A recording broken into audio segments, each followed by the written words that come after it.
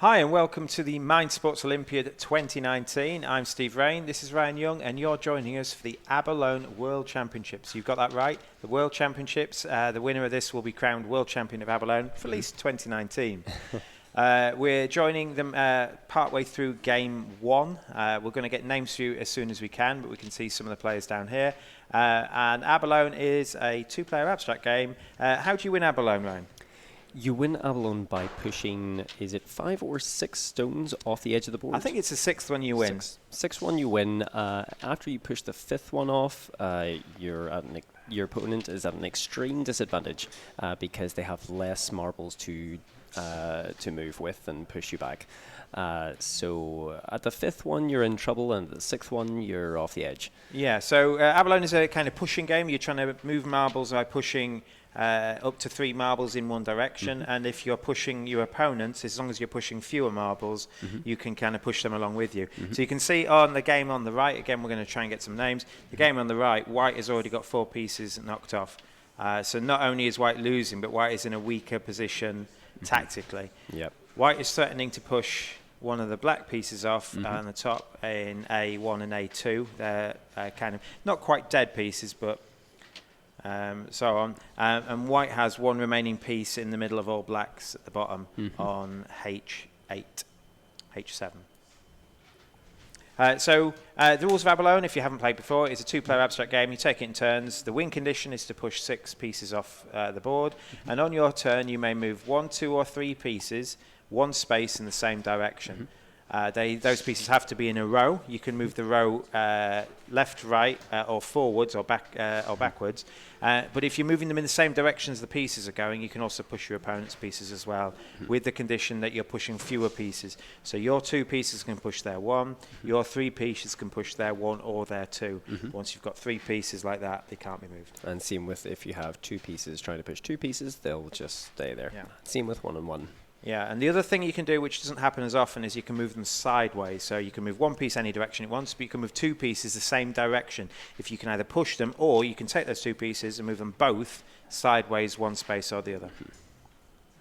It's an interesting one to wrap your head around, as I've been doing the last few weeks, because I imagine in so many 2-player abstract games we're used to 2 axes of movement. So you're used to the vertical, the X and Y, and this has 3 in a sense, because it's in So you've got, because you're playing in hexagon, you can move the northeast or southwest to the hexagon, the left and the right, or the northwest and southeast. Yeah, so it can be difficult to get your head around, as I have discovered, but it's a fascinating one.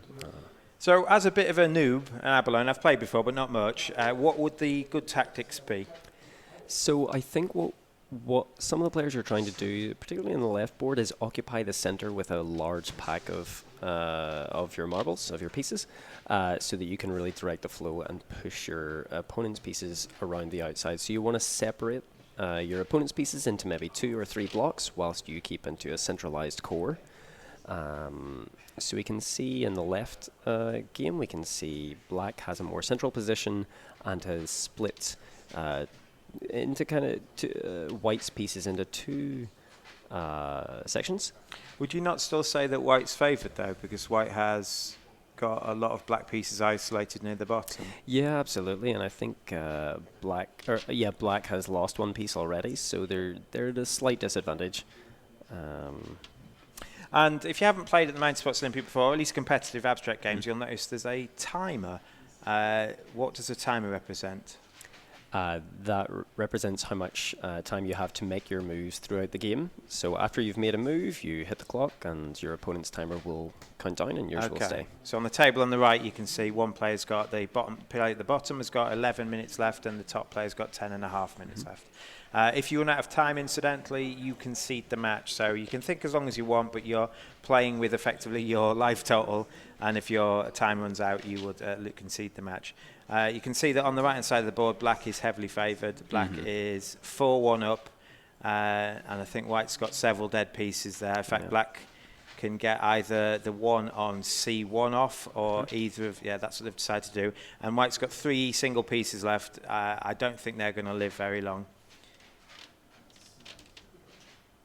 Yeah, 1-for-1 trade-off there, but it's in black's favour. Yeah.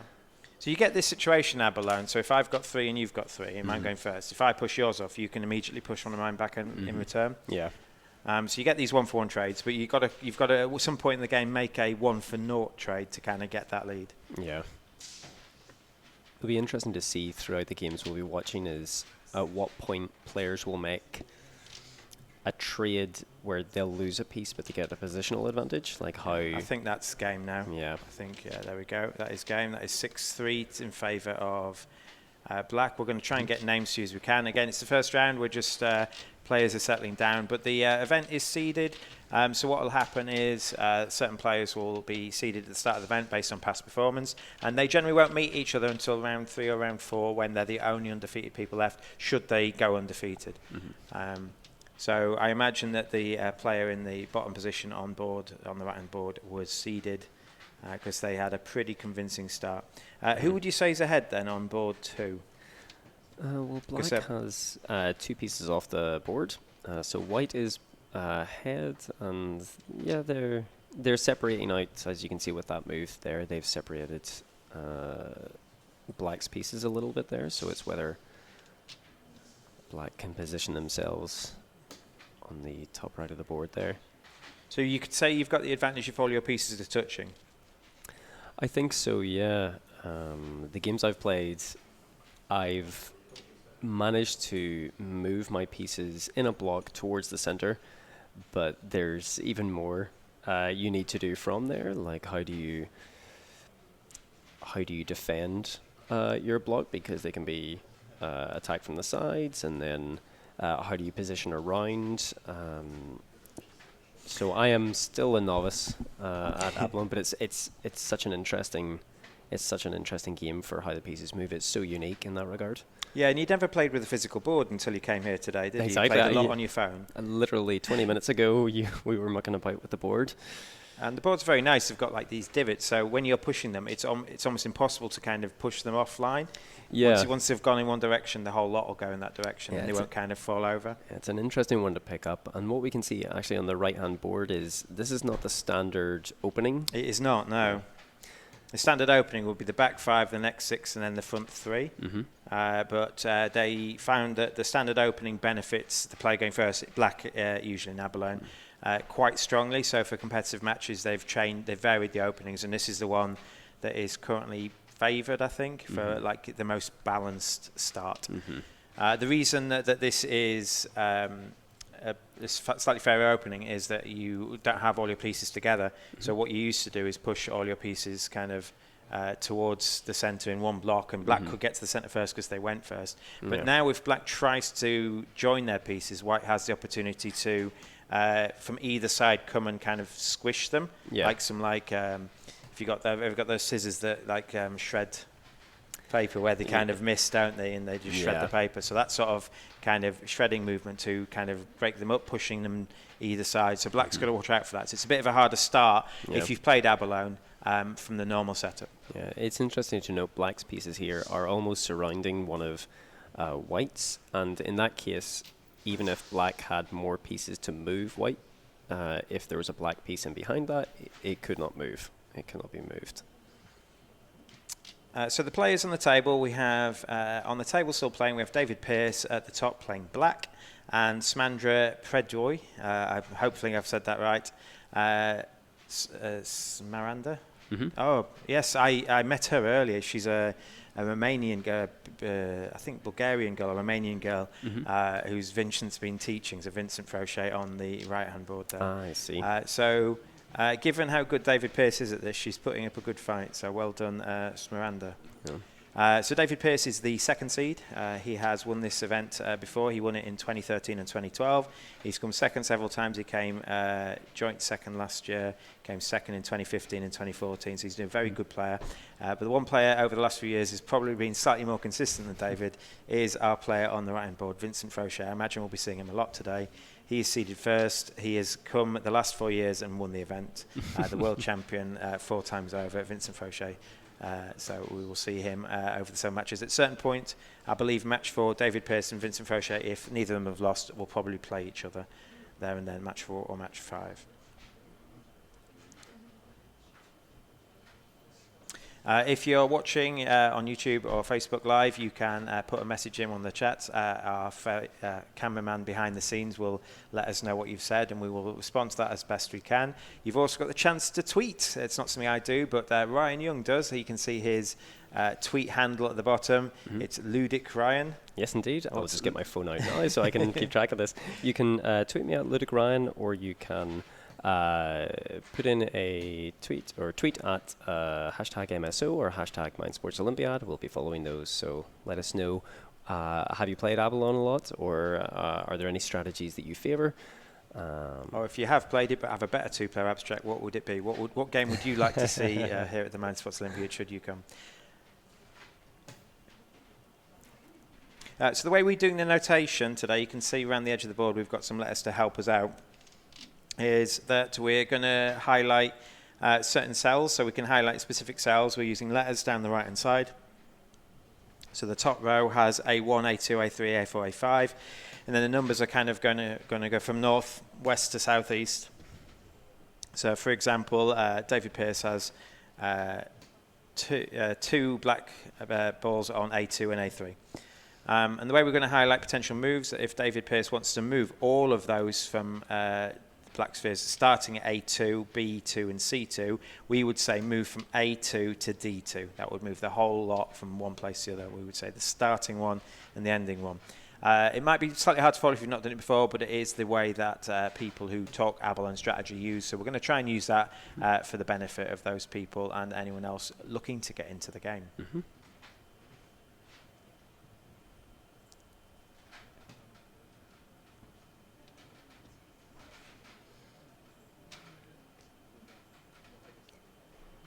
It's interesting, David,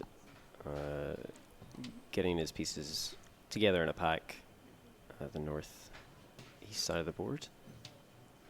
Yeah, so although his forces are split, he's also got three black pieces in the middle of all white, which means white can't push through them because they've got whites either side, and it's stopping white getting many three in a rows to kind of push at David. The three in a rows white's got facing the wrong way to push the black pieces in the top right corner off the board. David does have an attack though. The piece on A1 can potentially be pushed off the board by the piece if you move from E7 and push them off the board. It isn't a 1-for-1 as well, so white can push some black pieces. In fact, if David Pearce is playing black, David Pearce is losing, isn't he? Yeah, he is. He's two pieces got that the wrong way around. I thought, given his pedigree, he'd be ahead. Smiranda, I believe. No apologies. I think we've got that wrong. I think David Pearce, looking at that manly hand from the bottom, is white. I think Smiranda, I think we've got the names the wrong way around there. I think Smiranda is on the bottom playing black. So Smiranda is on the top playing black and David Pearce is on the bottom playing white.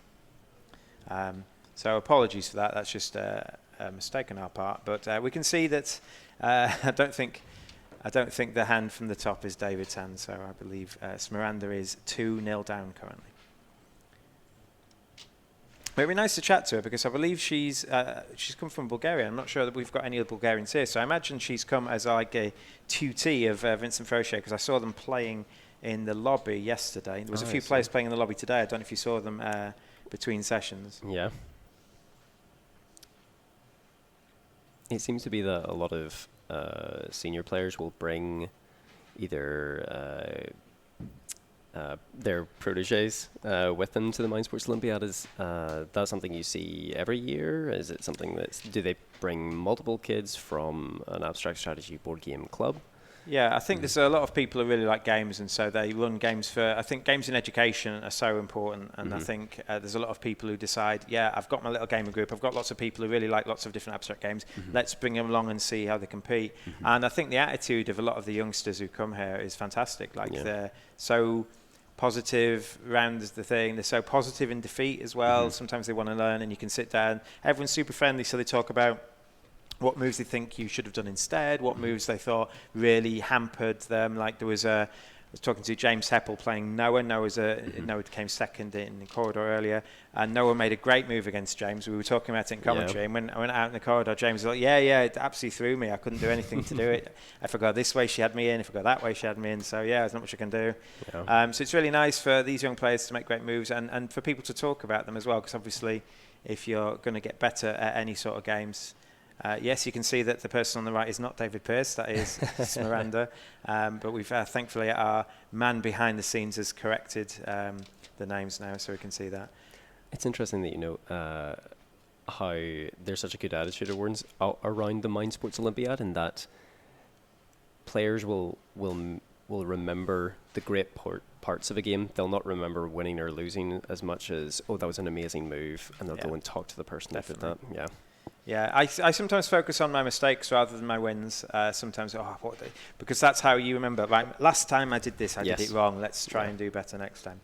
I just want to comment, in case I forget earlier, well done to, congratulations, David Pearce. He is the all-time leading medal winner with 165-ish now, because he's won a few this week.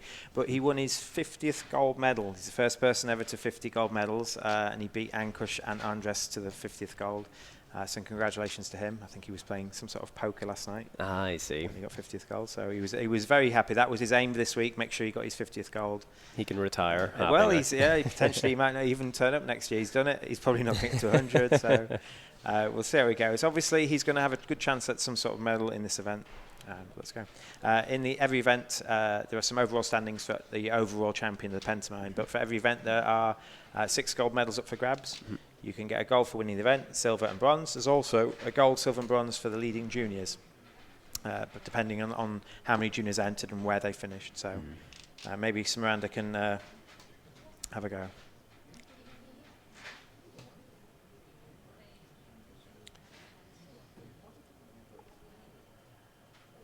So given how good David is at this game, this is quite close, because given she's only got 3 minutes left, he's only got 5 minutes left from 15. David has managed to knock 3 pieces, I believe, off. Yeah, I think it's 3-1. They had a one. Has 1 off. Yeah, they had a 1-for-1 earlier. But you'll notice that piece is now a dead piece. She can't save it. Yeah.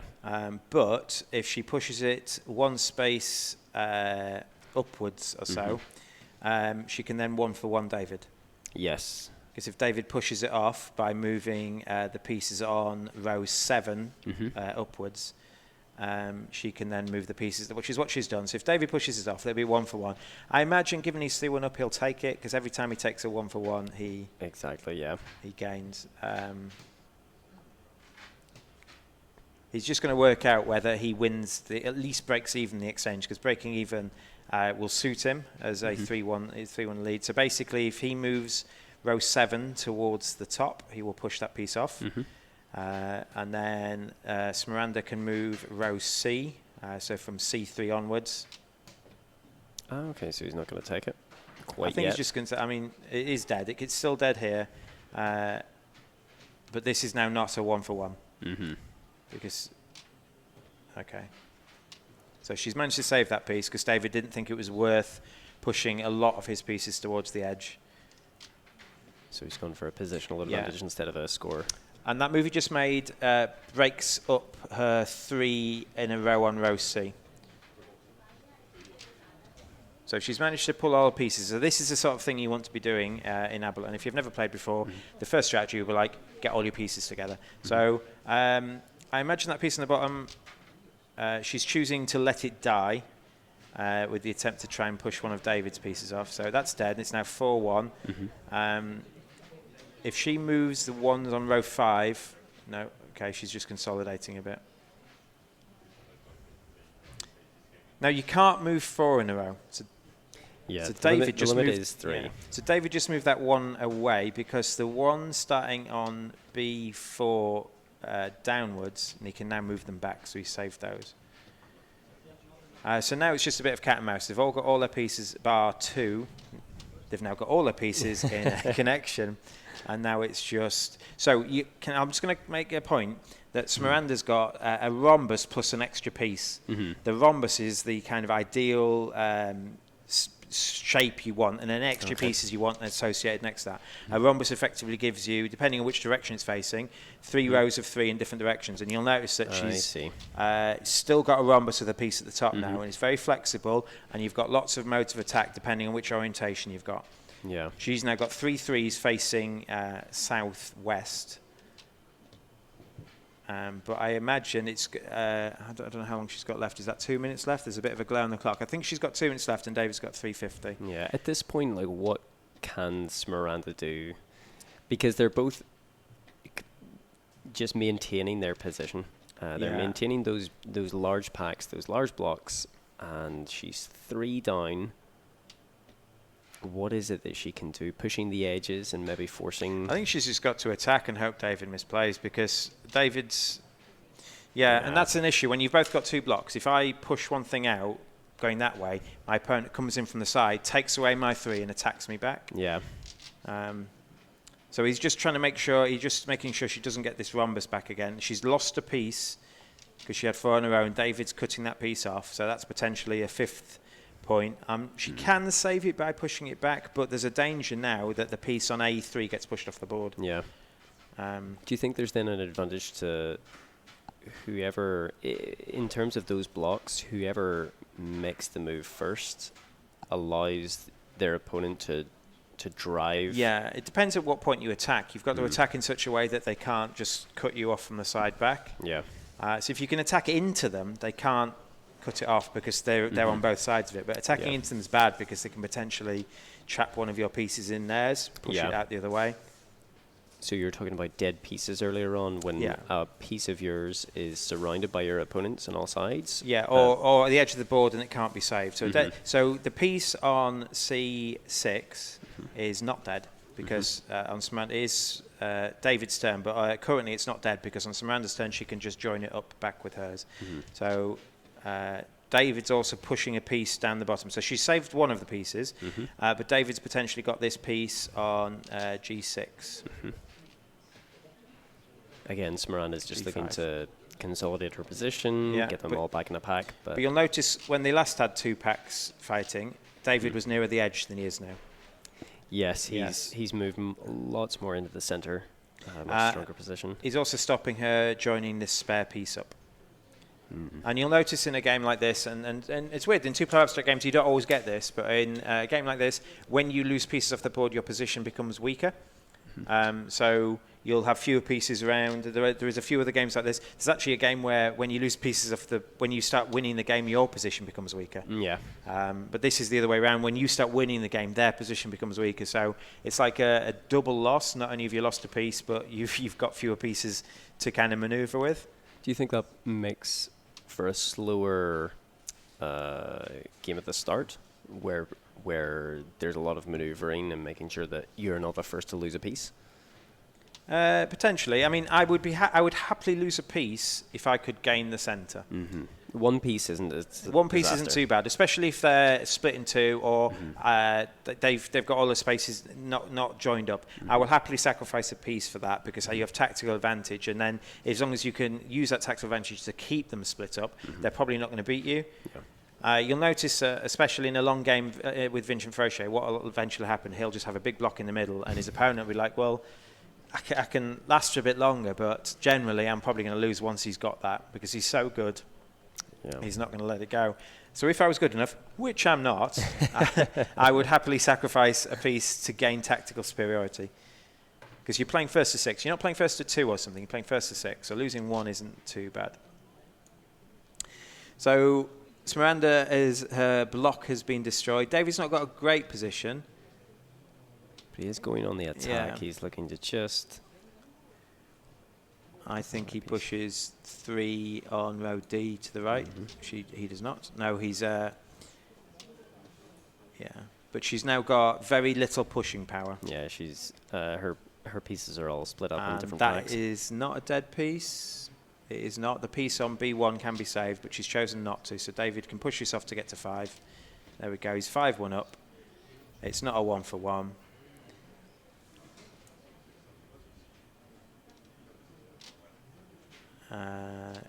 She's got to save it. So every time he pushes one to the edge, she's just got to save it.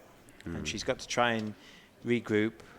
She's only got 15 seconds left, I think, so I think she might end up losing on time. Any move is a good move for Miranda, just as long as the time doesn't stop.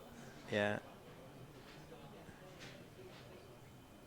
But this is a game that, I mean, if you're on equal level, it might actually go on for on and on and on and on and on, I guess. Yeah. So at some point you could just play cagey, but at some point you have to attack. So when you said the games last quite a while, I'm like, well, with a timer they can't. Yeah. I think she's lost on time. That's it. Yeah, she's conceded on time. I think she was going to lose anyway, but well done, Samantha. Yeah. I will tell you now, given how good David Pearce is at this game, that is a credible performance to kind of not outlast him, but last long enough to lose on time rather than because they got 5. He was 5-1 up, so he was likely to win anyway. I'm just going to leave you with Ryan a second. I'm just going to try and sort out the boards. What I'm going to try and do is make sure that it isn't white underneath.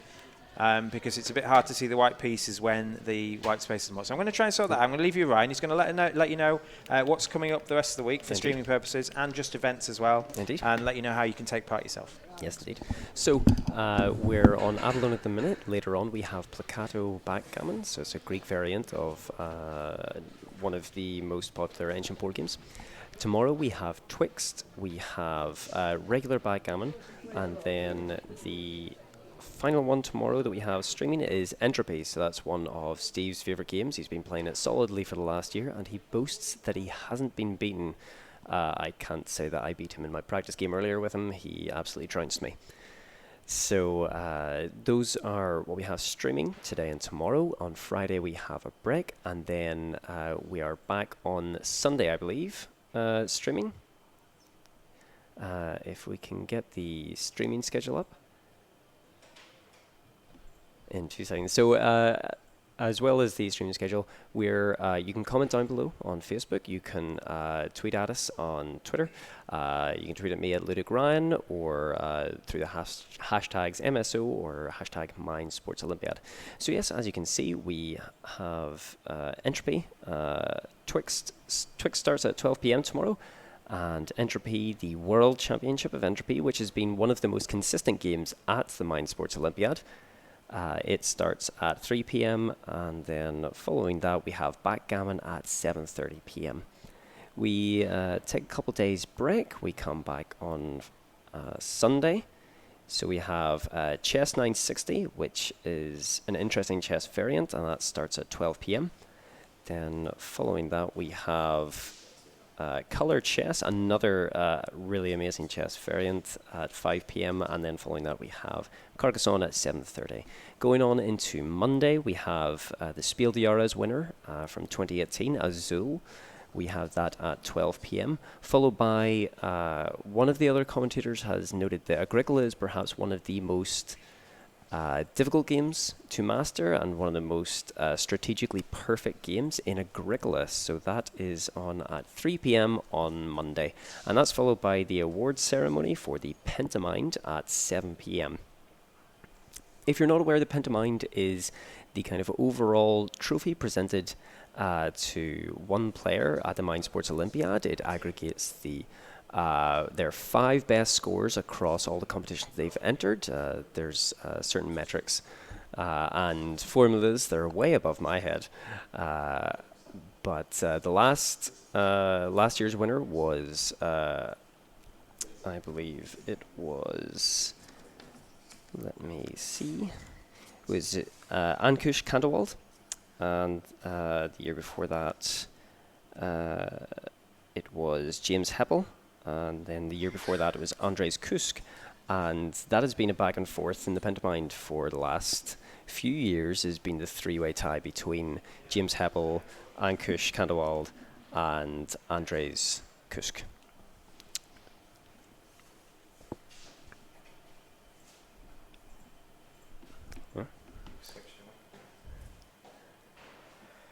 So I believe a gigantic success in changing the color underneath the board. I'm done it. Okay. They're about to start, so I can't. But they've got some scissors there, so we can get Jim to do it, or okay. nip out and do it when they finish the next round. Cool.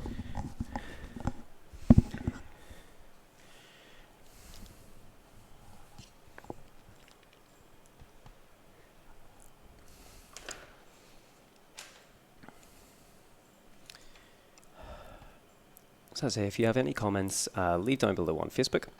And if you want to tweet us, you can tweet at myself at Ludic Ryan, or using the hashtags MSO or hashtag MindSportsOlympiad.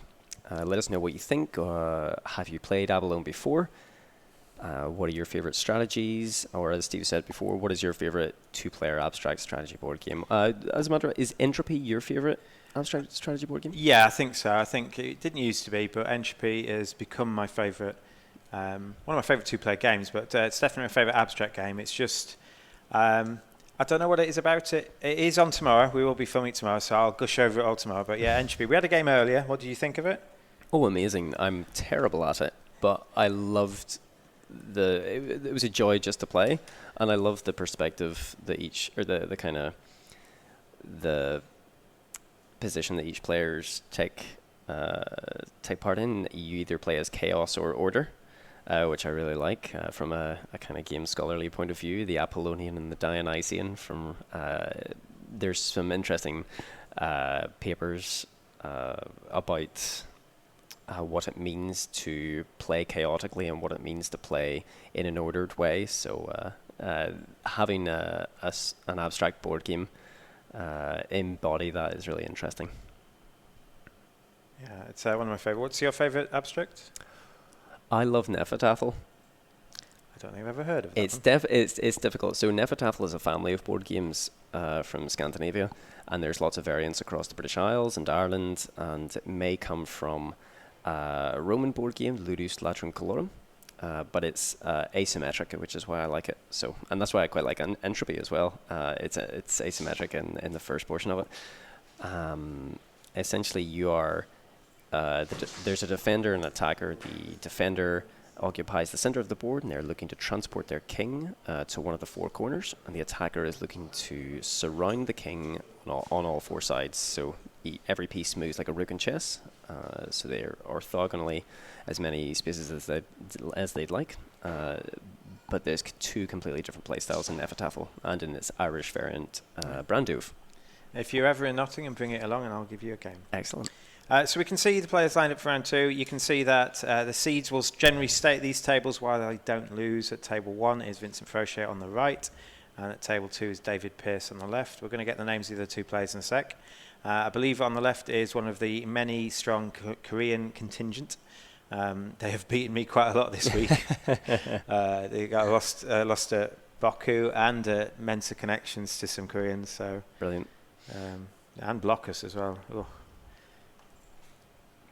So are they flying over from Korea, or are they live in London? No, they've come from Korea. They've come for the majority of the week. So Vincent Froche is playing white on the right side. So given white is probably the harder colour to play, you look at, and black goes first, but you generally want to connect your pieces as black, and Vincent straight away is stopping black connect the pieces, which is impressive given he's a move behind. And is that David Pearce that he's playing against? No, David Pearce is the bottom left, and Vincent Froche is the top right. Ah, I see. They won't play each other until at least round 4, maybe round 5. Yeah. The way the seeding works, they're kept apart for 4. They're kept apart for at least 3 rounds. Mm-hmm. It'd be interesting to see if Vincent Froche has any mercy for the small Korean child that he's currently facing. I do not think he will. So just for you, if you've just joined us, Abalone is a 2-player abstract game. The aim is to push off 6 of your opponent's pieces. On your turn, you can move 1, 2, or 3 pieces in any one direction. So you can see Vincent just moved 2 to the side, which you are allowed to do. It doesn't always need to be a push. But if you're pushing your opponent's pieces, you can't push your own with 3. So you can never move 4 or more in a row. But you can push your opponent's off. You'll notice that, for example, on E5, Vincent has a string of white pieces facing south. And in theory, Vincent could push off one of black's pieces there. The reason he hasn't is he's not wanting to weaken his position. He's trying to eventually join up all his white pieces. And Ji Huan has stopped that attack now. And Vincent has returned it. So now Vincent is in a position where he's got a triangle of 3, like an equilateral triangle, where he could potentially knock off one of Ji Huan's pieces at the bottom. Let's see if he does that now. At this point, There we go. So he's now 2-0 up, first to 6. But Jihuan, and he can get another one as well if Vincent wants to. The problem with this one is that when you move the piece from G6, which he's done anyway, he's now got a lot of pieces separated. So Vincent will be trying to rejoin his pieces as best he can. So he's one move away. He can move the 3 he's just moved again to join his other white pieces. That's the 3 on row E. And the way we're doing the positioning of pieces, we are going to kind of indicate the piece or pieces we're talking about using a lettering and number system that you can see on the edge of the board, where the letters are going horizontally and then the numbers are going from the top left to the bottom right. So row 1 has A1, B1, C1, D1 and E1, and that's it. Have you got any facts and figures about Abalone? No, I don't. I expended all my time on Corridor, actually. So I was. It's difficult to find. We were talking about this before, actually. It's difficult to find hubs or websites purely for strategy on some of these abstract board games. So there was a blog for Corridor run by someone in 2014, 2015, which has a lot of really good tutorials and information on openings that's really helpful. But finding that with Abalone is difficult, and you had a theory that it's about, it might just be that the dominant, the players that mostly play it are not English speaking, and so it doesn't exist in English. Yeah, I think Abalone has got a very high French contingent. I think the French people play it. I think things like Gomoku is Chinese and Estonian, and they play it. But there will be some abstract games that just don't appear at the Sports Olympiad because as an English... you need a kind of like some sort of English core for people to bring them here, I guess. Yeah. Apart from the classics, obviously, like Backgammon and Go, which are just multi-cultural now. Yeah. There's Zhang Qi, his Chinese chess. That's also at the Mind Sports Olympiad, and I believe I saw Shogi as well. Shogi, so yes. Yeah. So you can see the young Korean boy there, Shi Huan. I think Vincent is 4-1 up, and Xi Wang has got a dead piece in the corner nearest to him. So it's not looking too good.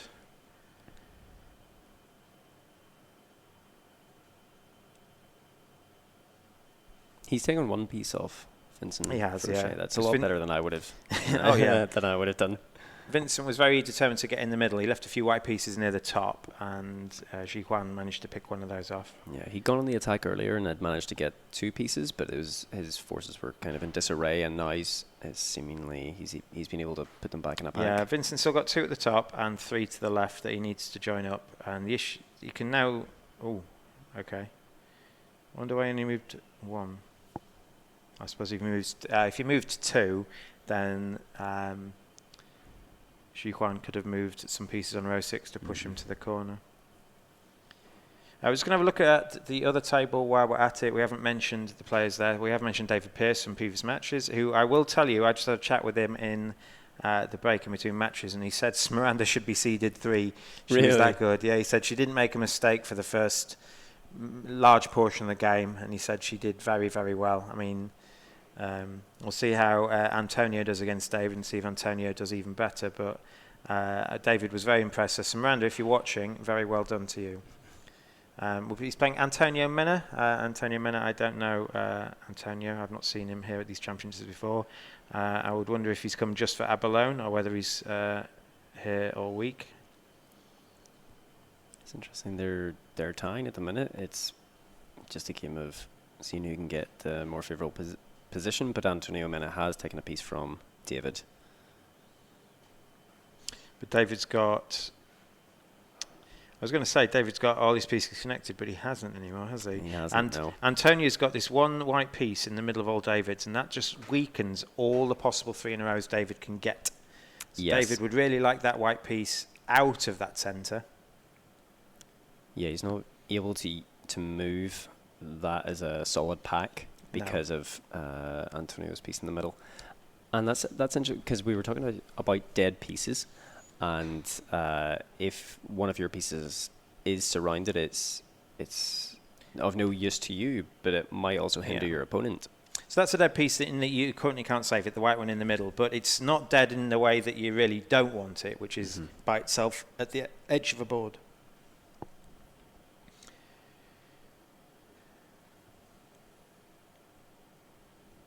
So Antonio, even though he's got his pieces in 3 sections, he is 2-0 up against David Pearce. That's impressive, yeah. And he's playing very fast, so he knows what he's doing. It's definitely a game he's good at. He's clearly demonstrating he's good at. He must have won his first match. These games are what's played in a Swiss format. So basically, we didn't see that, but that was very quick. Last 2 pieces, and Vincent Fauché wins 6-1, I believe. Although generally it doesn't really matter how many pieces you win by as long as you win. Exactly. He has decimated that child. But good sports. So David Pearce has got 1 piece back. It's 2-1 now. And I think Antonio's trying to get his pieces. He's got to be trying to get his pieces together. The 3 that he's got surrounded on row D are not that bad. Because David's got pieces either side of them, he can't push them from the top or the bottom. No. And because he's got 3 in a row, he can't be pushed laterally either. Yeah. Well done, G1. Well done for winning first match. Unlucky, failing to beat the champion isn't a necessarily bad thing. Yeah. To take 1 piece, I think he should be one more than I that. would. Yes, exactly. As we were saying, yep. I don't think either of us would take a piece against Vincent.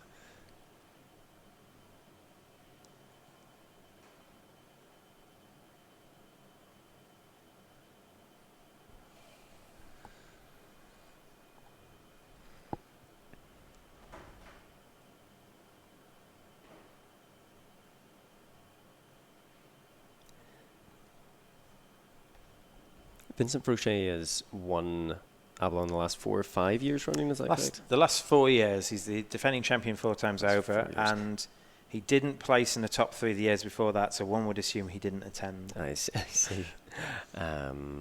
Does he take part in many other competitions within the within the Mind Sports Olympiad, or is he high up on the rankings of the Penta Mind? He doesn't. He's pretty much an Abalone only player. I think he just comes for. Was he here yesterday? He was here yesterday, so he came a day early. He might stay for tonight, so he might make a mini holiday of it. But generally, this is his one game. Some people, so basically, the people who compete for the Penta Mind. Generally are like all-round experts. They might not be the best in any particular given game. They might have 1 or 2 games they're the best at, but they're just very good at a lot of things, which is how they do. At the end of this round, if we have time, we're going to have a look at the Pentamind standings, which is the standings for the best 5 events you've got over the course of the week so far. We're not quite halfway through the week yet. I think at the end of the day we will be. So we'll see what the halfway standings as such.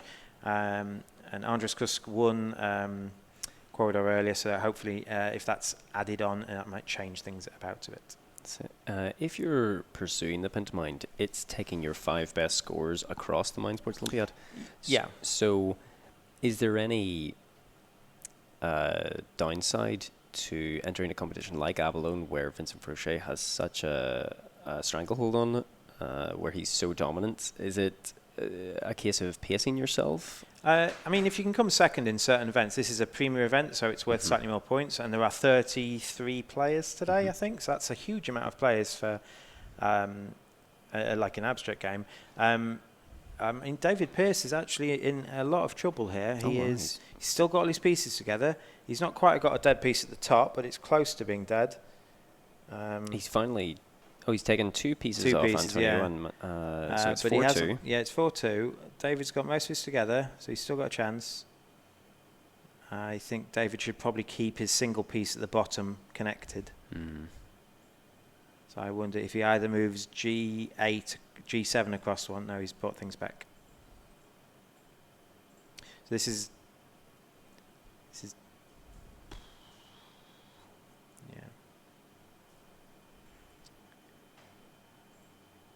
So Antonio is threatening to cut David's block in half. The only thing David can do is bring the pieces on row 2 back. So in theory, if Antonio wanted to do it, he could push through David's block, which he chose not to do. There is a dead piece on D1 that David could take off now. He's choosing not to do it yet. He's just consolidating his position. He's in danger here, that he's going to get to the point where he won't be able to 1-for-1 your opponent. And obviously, if Antonio can take a 1-for-1 at this point, He would do it. yeah. Yeah, he would do it, definitely.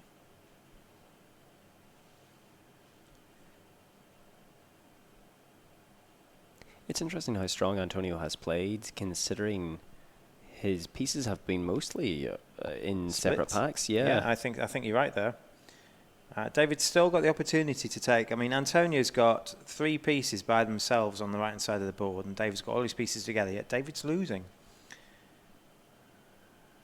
It's interesting how Antonio isn't deciding to move his dead piece on the right there. Yeah, I think he's worried about giving too much tactical advantage away from David. Now, David can't take that piece. So David lost the opportunity to score a point. We'll see if that comes back to bite him. Although he can do it now. Yeah. Although I don't think he'd risk it because that leaves a hot... Yes, he saved There it we now. go.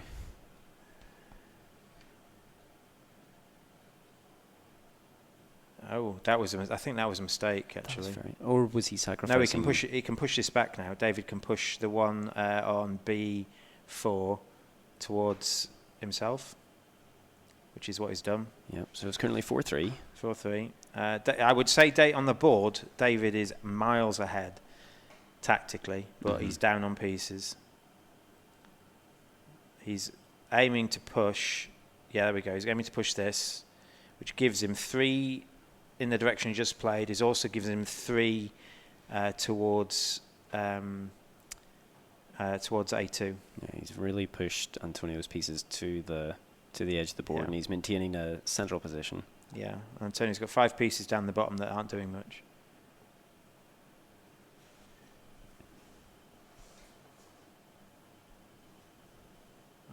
I think David pushes the piece on F. Yeah, there we go. I was about to beat me to it before I could find out which number it was. The way we're doing the lettering system again, for those people who've just tuned in, is we're using letters horizontally and numbers diagonally. So, for example, Antonio just moved B2 and 3 to C2 and 3. How does Antonio even begin to converge his forces here? Because David is doing such a good job of moving his in a pack and making sure there's just no possible opportunity for that to happen. Yeah, I think you've got to put yourself in a position where you could 1-for-1 him, and that's hard. At the moment, he's just not got enough pieces together to do that. Yeah. He's starting to build up. On the right-hand side, he's got 7 pieces. They're not touching yet. He's got 7 pieces. If you can join them together and also save, I think this is... there's a dead piece. So now it is 4 all. Antonio has 2 pieces that are, I think that at least one of them is dead. The one in the 8 is dead, I think. I don't think Antonio can... that one is now dead as well. But you can't get both because Antonio's got... No, he hasn't. So Antonio's best move might be E6 to E7. Which is what he's done. Okay, and then David's just got to knock both of those pieces off. He's got 3 in a row now, so David takes that one first, and then this one is definitely dead. I don't think there's anything Antonio can do. So that's 5-4. And this will be 6-4, yeah. So you can see that although David was behind in terms of the score, he was 4-2 behind, or maybe even 4-1 behind. His position was so much stronger. So like when I said earlier, you were talking about, would you rather lose a piece to gain tactical advantage? And I said, yeah, you'd always want to. And that's a place. David had 4 pieces fewer than Antonio and was still able to call a win. That's almost a textbook example of... demonstrating the point you were trying to make. Absolutely, so excellent. Also, there are certain people who wouldn't be able to take a 4-0 head start and turn it into a victory. I am one of those people. But David Pearce is a much better player than myself. That's cool head under pressure, that is. Yeah. And the confidence to not get flustered when you're 4-0 down in Abalone, just to have faith that you have the better position on the board, you have yours all in one pack and your opponent is spread out. That's very interesting. We're going to try and have a look at the Penta standings in a sec, if that's okay. But we're also going to try and sort out the board. So if I just chat through the standings while my colleague goes and sorts the board out, that would be lovely. You can see in front of us we've got the Penta standings. And you can see these have not taken... Oh, they have got Corridor on them. So you can see Andres Kusk is taking the lead. Andres Kusk is a 4-time Pentamine winner. He's one short of the record held by Demis Hassabis, who is actually here this week, although he's not playing the full week. I have seen him some events, so I've met him for the first time. A lovely man. So Andres Kusk is there on 464. His Corridor score has replaced one of his lowest scores. And generally in the Pentamine, to win it, you need a score of over 480. So what Andres is looking for is for his acquire score, which is his lowest score on there, to be replaced. And another thing you need for the Pentamine is you need 2 long events. So they don't have to be premium, they have to be long. And so in a long event, it's like a double session event. So Andres was telling us earlier in the interview we had for him that he's looking for to play Lines of Action and Entropy, which are both long events. And he's won both events in the past, so that's a good chance for him to do that. Matthew Hathrill, lovely guy. He's actually arbiting Abalone at the moment, and it's amazing that he's done so well given he arbits, and I've arbited a few things, and your concentration level does drop because you're kind of paying attention to other things. You're paying attention to rounds and rules questions and tables in the wrong place and that sort of stuff. So he's doing very well to get over 400. Then comes a host of Estonians. You've got Andres Kusk, obviously, is Estonian, but George Remo-Topkin, Martin Herbermargi, and Kuno Kolk down a bit further down. They're all Estonians, and they are making up a vast portion of the top 10. You can see Charlotte Levy, who's chosen not to take part in the Pentamine, I believe. I think she's abstained because she is female, and Natasha Regan is currently the leading female for the women's Pentamines. But well done to Charlotte for just doing well anyway, even though she said she's not taking it seriously. You can see James Heppel, an excellent games player. He has actually only got 4 events, so to make the top 10 with only 4 events, he's doing very well. He won Rummy Cub, I believe. That's his best score, but his other scores aren't so good. Again, you need a score of about 480 or so, which means you need all your scores to be at least over 90, and obviously over 95 is much better. Last year's defending winner has probably got the best 2 scores on there. That's Ankush Khandelwal. He's won the Pentamine twice. He's got 2 scores over 100. He didn't win Settlers of Catan. I think he came 3rd. And CH, what does CH stand for? That would be... I cannot remember, but his Corridor score has pushed him into the top 10. He's obviously got some slightly worse scores on there that will be dropping off when he does much better in the chess events that come up. I think CH was Blitz Chess or Chess Speed Chess, Rapid Chess I think it was, which was a premium event. So well done to Ankush. 2 scores over 100, great. You can only get over 100 in premium events. That's why those are kind of more incentivized. So you might get bigger fields in Premier events. Abalone is a Premier event, so we're going to see anyone who winning this get a large score too.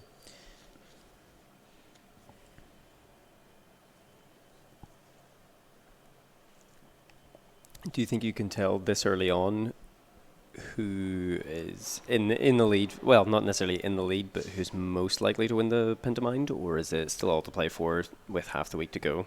So I think looking at the scores here, there are 2 people in the lead, and it potentially 3. 2 people in the lead. So Martin Herbermargi has got 3 scores over 90. Which is kind of what you want. You want scores over 90. Anything not over 90 is probably not going to cut it to win the thing. It might get you good for medals. He's got 3 scores over 90. Andres has got 4 scores over 90. But Ankush has got 2 scores over 100. He just needs 3 other decent scores, and then he's up there. So I think those 3 are ahead of the game. I would say Andres is probably favourite now because there's no guarantee that Ankush will actually win 3 more events. He's probably going to do very well at some of the chess variants.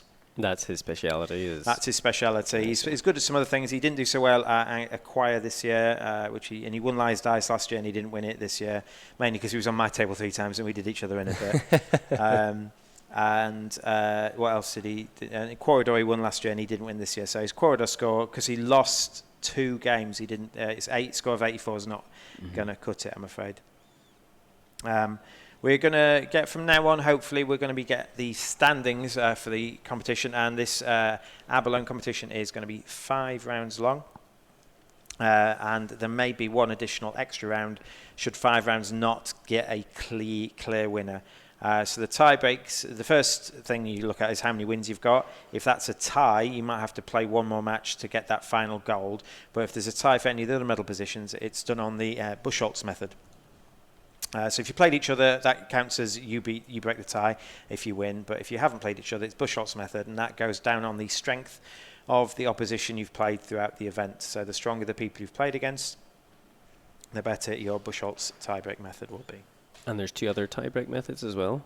Or is that just for the individual events? There's like a Buchholz 2 and a Buchholz, and I think one's where you drop the lowest score, highest score, something like that. I think that might happen more in a multiplayer game. I don't quite know exactly the difference in the different forms, but they use a software called Chess or Swiss Perfect or Chess Perfect or something like that, which for 2 players breaks it down to like the 8th percent or something, 8th decimal place. So there's no way you're going to get an absolute tie. Although we did have an absolute tie in the overall standings one year, which may be why we've got a new formula for working out points. I see. Because I can't imagine you'll get a tie when you go into 2 decimal places like they're doing here.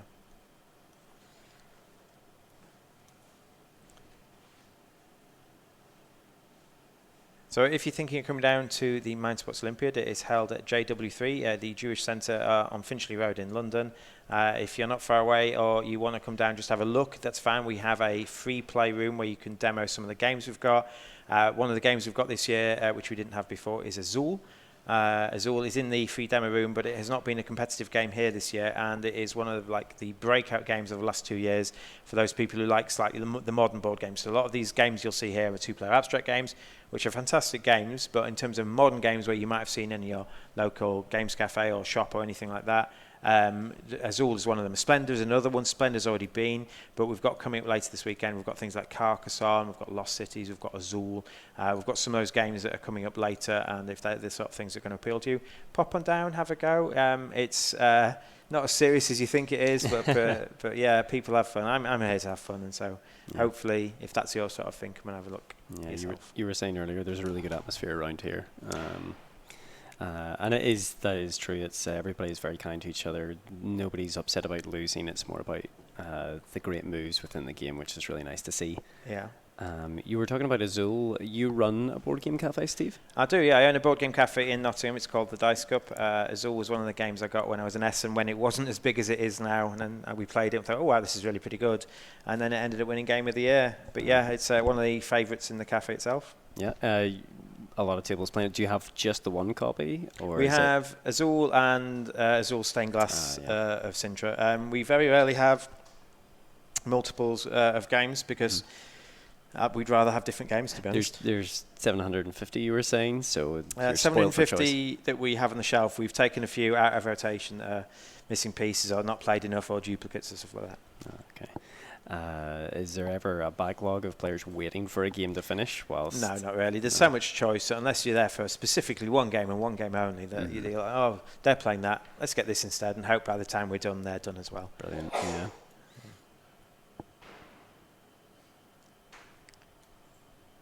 So we've got an overhead view of the next round, which will be coming up shortly. This will be round 3 of 5.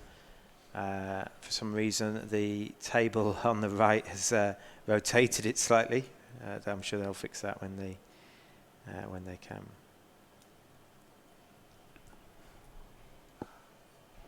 So they changed the starting setup, didn't they? They used to, if you've got a copy of Abalone at home, it is laid out differently, isn't it? Yes. So usually in Abalone, the players will have all their pieces on their closest to them.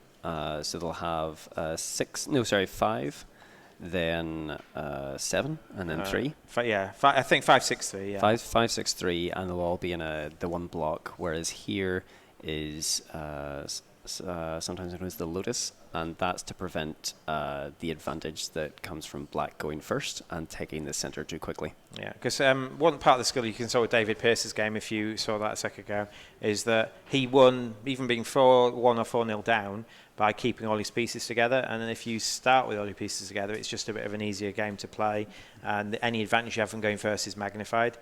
Now part of the skill is getting your pieces together. Which is why they changed the starting setup. So if you play this any sort of competition, just be checking what starting setup they're going to be using before you arrive. It's just so if you practice with it. Yep. We're just talking about medalists as well, and David Pearce won his 50th gold overall, but that puts him close to 170 medals total. He's the leading medal winner. He's 170, puts him ahead of James Heppel, who's second with 106, and Elaine Decker, who's not here this year, has also got 106 going into this tournament. But gold medals, David Pearce has got his 50th, and second is Ankush Khandelwal on 43. I don't think he's won. I don't think he's won an event this week. He's just got 2 very good second places in some premium events. So he's yet to add to that gold tally. He got about 6 last year. Is David Pearce a previous Pentamind winner? Yeah, David Pearce has won the Pentamind before. He's placed highly. I believe he's won the Pentamind, but not for quite a few years. He last time he did. Looking at the records, actually, he hasn't top 3'd for quite a while. I think. But he's just been playing for so long, and he just does so well at so many different things that he picks up medals every year. So well done to him for getting his 50th. If there was a game that you were going to get your gold medal in, what would your first gold medal? Me personally? Yep. Oh, that's interesting. No, you like Entropy, but is there a game that is played here that you like more than Entropy? So if there was a game here, see, the issue with Entropy is that I've only played it in Nottingham with people from Nottingham, and in a year playing it quite a lot, I've lost 1 game. So I like to think I'm pretty good at it, but that just might be because I've played it more than most of the people I'm playing against. Yes. So if I played it here, I imagine I wouldn't go undefeated because the people would be so good. If there was a game here that I have the best chance of a gold in, it would probably be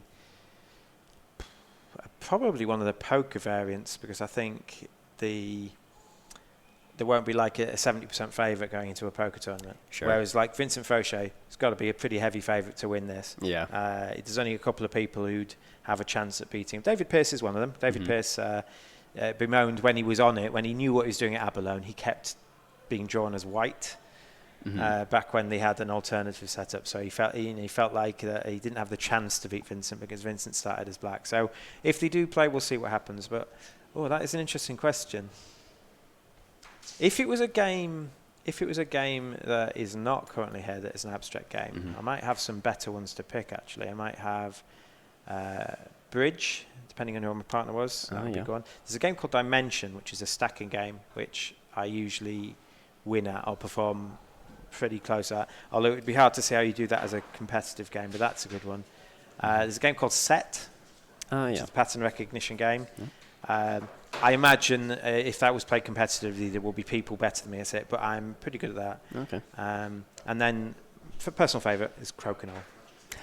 You like Crokinole? I played a little bit at Essen, actually. There was a couple tables set up in Essen 2018, which was really fun, but I'm awful at it. Awful. Delightfully awful. It's really fun, but... Yeah. So Crokinole here, because I don't think anyone here is a excellent Crokinole player, I would actually have a very good chance. I think I would. But if I went to a Crokinole tournament, specifically for Crokinole, I've seen them on YouTube, and they are flawless. Some of them, it's like 20. They can get like 8 in a row. It's like, You're a snooker and pool enthusiast as well. Yes, I am. Yeah, so it goes to like Crokinole is a natural There's definitely step. some angles, like bouncing off that and trying to hit something else. You know, what angle do I need to fire it at? And then after that, it's just the pacing, and that's just muscle memory, I think. So Crokinole's very good, and Crokinole's one of those games that if you see it like sitting out there, it's hard to resist going over and flicking things. Yes. So if it's just out on the table, it's very hard to just not sit down for a bit and flick some discs on the board. That's what happened at Essen last year. Me and my cameraman were walking to do an interview. I was like, Crokinole table, let's just flick some of these pieces. And then next time you walk past it the other way, that's how it works. It's kind of how I got persuaded to buy a board, actually. What would your game be then if you had to pick an abstract game? Oh, not any game. I mean, you can pick Ticket to Ride. I do love Azul. A big favourite back home. I try to get everybody I can to play it, even against their will. But I love Azul. I love thinking about... it's the first, because I would be like yourself. I play games socially. I play for fun. I don't really get too competitive. But Azul has me thinking about, counting the tiles in the bag. It has me thinking about how many layers deep you go in terms of tile placement. So I do love it, and I'm looking forward to watching the live stream this year. But I don't think I'd have a hope in winning it. But I'd certainly enjoy playing it and playing against some of the best. I think it's one of those games where you can play perfectly and lose, and I think you just need a bit of luck that people leave you the right pieces, a bit of luck that they're not trying to do you in and they're trying to play the best for themselves, and that you get what you need to get. Yeah. I imagine that where some events have heavy, strong favourites and seeded players, I'm not sure you should really be seeded that much in Azul because of the differences. In fact, there won't be any seeds this year because it's the first year that it's been had. Seeds are based on performance in previous years. But yeah, Azul's a great game. If you haven't played it, check it out.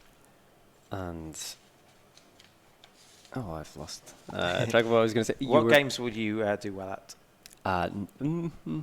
Azul would probably be the best one.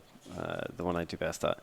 And if there ever was a jungle speed tournament here, I would destroy. So we very much like jungle speed. Back at the studio at ontabletop.com, we did a special let's play of jungle speed where we all wore fake nails.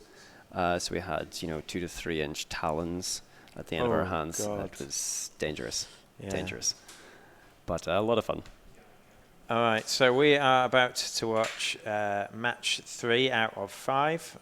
We're looking at, it looks like David and Vincent are not playing each other. This looks like another one of the Korean lads. If this is the one that beat me at Mensa Connections, I'm going to be backing Vincent so hard. It looks like it. He looks like the one who beat me. I think he's about 8. I think he's very good. Yeah. I imagine if we'd have played at Baku, he'd have beat me that as well. And then we have, I think, he needs. Yeah, he's moving the. No, that doesn't work.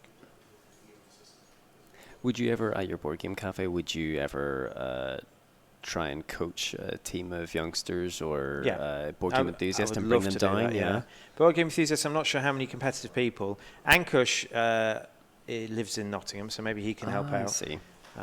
But I'm not sure. I'd love to coach some youngsters in some abstract games. Yeah. I'd love to do it. I'd love to have like an abstract evening. I just think there's got to be that desire. There's got to be a fundamental desire to improve and not get upset when you lose. And I think to get a big group of people like that and foster that attitude, it takes time. Yeah, it does. We have I run a fencing club back home in Ireland, and usually we play and we fight for fun and we fight to improve ourselves, but we don't take it as seriously as other universities might. But we do compete and play to win, but it's hard to foster that atmosphere of maybe let's put in extra training sessions, let's meet up more than once a week. Let's talk about why this is a good thing to do and why this is a bad thing. Yeah, exactly. Yeah. But I imagine it would be cool to see, say, sponsored, T-shirts adorning your players that you've coached, adorned with your board game cafe. Yeah, I look to promote it amongst some of the adults by doing some knockout tournaments in the cafe, but people don't seem. But the problem with Omnia cafes, when people come here, you see 750 games, so you don't want to sit there and play the same abstract game every week for 3 weeks. Of course, yeah, variety is the spice of life. And if you don't sit down and focus on one of these games, if you want to be good at Abalone, it is a game that you have to study and practice and look at different situations and look at things and think, last time I met this situation, this happened, so let's try doing this instead. Yeah. And you don't get that if you play it once or twice a fortnight. Yeah, it's interesting how being in a particular environment with several competitive players can really raise your game as well. So it's having a group of competitive players. I think they've rotated some of the people. I don't think we're going to see Vincent and David here. I think they've given us some different people to watch. So let's see how this goes. We're going fresh games? Fresh games, fresh faces. We're going to see some names on the board in a sec. If we could see them side on, let's see if we can recognise anyone.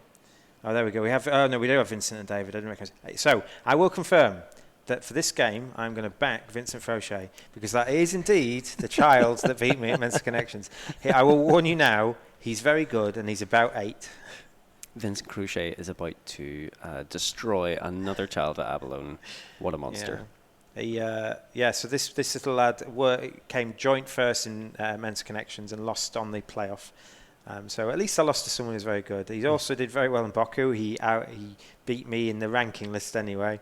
And at one point in the Pentaman standings early on, he was in the top 10. So it's a fantastic performance from him. I've forgotten his name. It's some Jun Ho or something. I can't remember his name, but it'll be up on the screen in a sec. So they're about to start.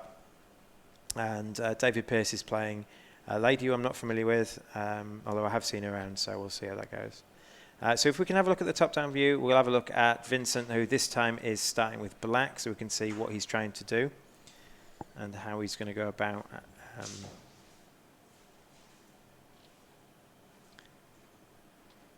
That move there, he's already gone on the attack.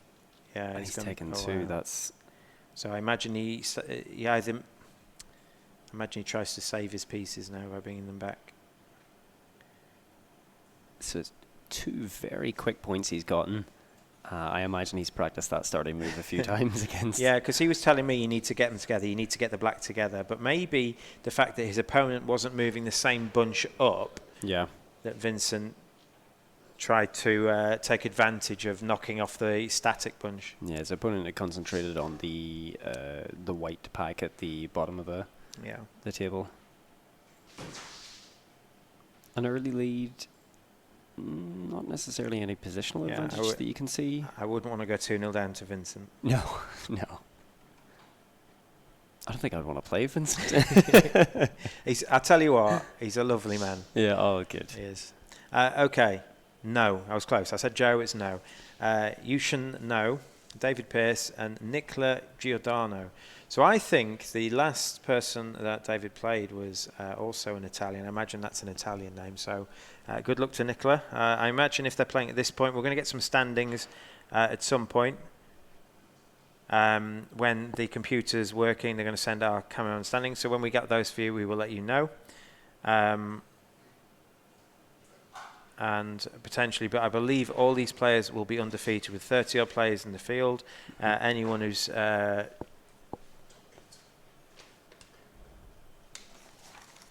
so we have some standings here. We don't sadly have them on the screen, but we have them in front of us. We've got the top 8 at the moment. We've got Vincent Fauché, David Pearce, they're undefeated. You've got the 2 people on the screen, Nicola Giordano and Yuchin No. You've got Chafwon Ryu and can't read the name. Chonyi Zhang, Junsu Lee and Adam Huang. I believe that's the Korean contingent creeping up on the side there. We're going to try and get those electronically so they're a bit easier to see in the future. And we're going to go back to the stream. So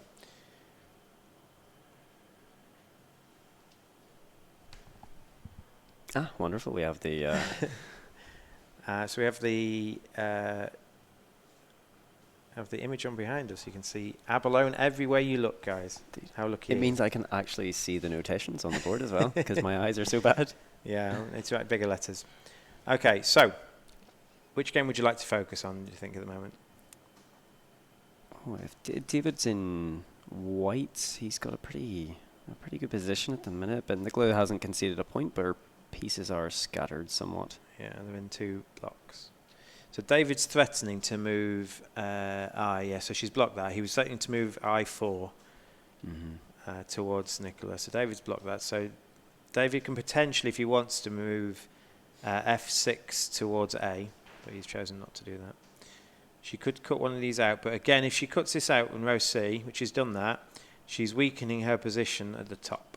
But she might take a piece from that. Do you think? No, because David can attack it back on row 5. Yeah. He can F5. He can go F5 to A5. So B5, which is done.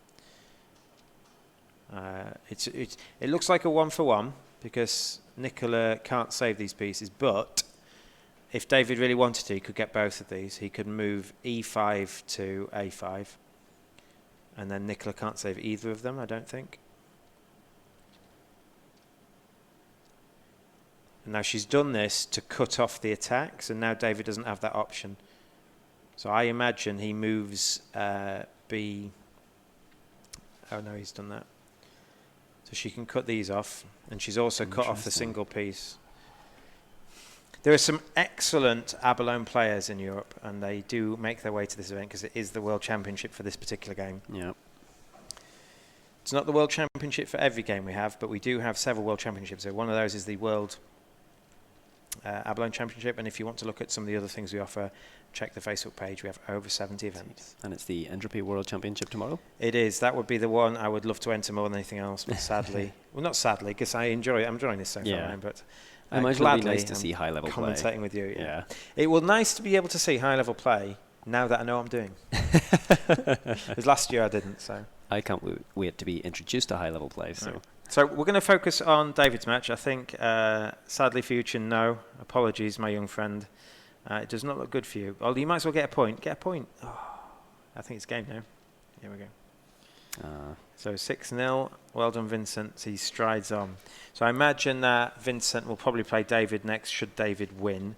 Mm-hmm. It feels like this is the point in the game. So we've got one of those situations last time that Nicola is actually up on pieces, but who would you back just looking at the board? Positionally, David has separated Nicola's pieces into 3 packs, so it's looking like it's echoing the previous game. So she's splitting back, but she could lose 2 pieces here. Indeed. Antonio last game, he took 4 pieces very quickly from David, but that's not the same with Nicola here. I think she just has to build towards her position a bit more. So the issue with Abalone is you can't just attack from one direction. If you keep attacking in one direction, your opponent just moves them to the side. So, for example, the row 5, Nicola's got 3 blacks versus David's 2 whites. So if she keeps going that way, all he'll do at the end, he'll just move those 2 whites to the right. Mm-hmm. So David could get... We can't get both of them. No. Whichever one he's guaranteed to get one of them, but whichever one he gets, the other one can then go safe. I say safe, just like... I think I'd go for the top one because it separates. I think I'd go for the bottom one. Oh right, okay. Oh, he's gone for neither. Right. So I think if she wanted to, she could kill the piece on B8. Sorry, B5. Mm-hmm. She's played very fast because one game's finished and she's taken just over a minute and a half. They only get 15 minutes. Yeah. And to play so fast and still be at 1-1. Yeah. I think her position is much weaker there because she's got 3 loose pieces. Yeah. We were talking about one of the first games that we saw. I can't remember if it was David Pierce or Vincent Frochet, but it was Miranda. Smiranda, yeah. Smiranda, she managed to lose on time, but she was keeping her pack and moving it around the board. And apart from the very last minute, she was doing very well. Yeah, it's very impressive, and it's Nicola is got a more separated pieces, but it's impressive with so little time that she's lost so few pieces against David's positional advantage.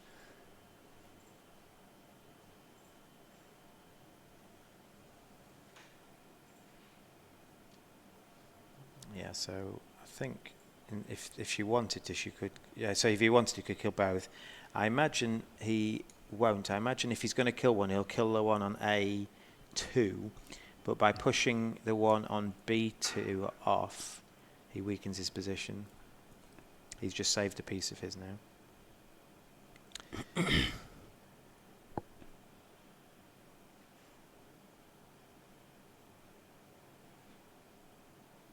So, yeah. That was correct to do because on row C, they've now got 3-3. If he did anything else, she would be 3-2 up, and then she could attack his block.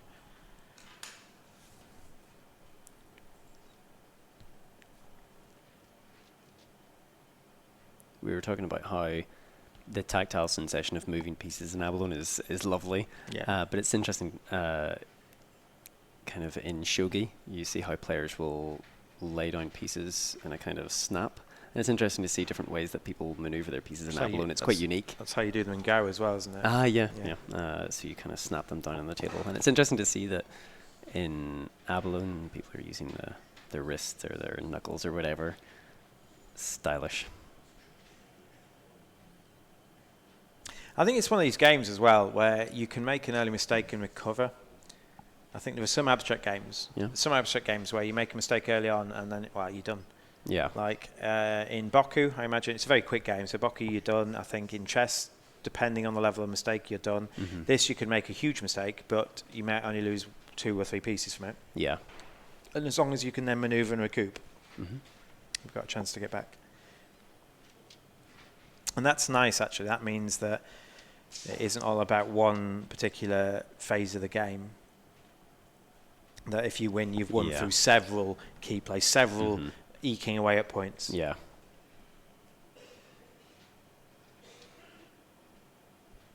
What do you think about Nicola's position here? She's encircled one of David's pieces here, but he's still got a massive block there that's seemingly impenetrable.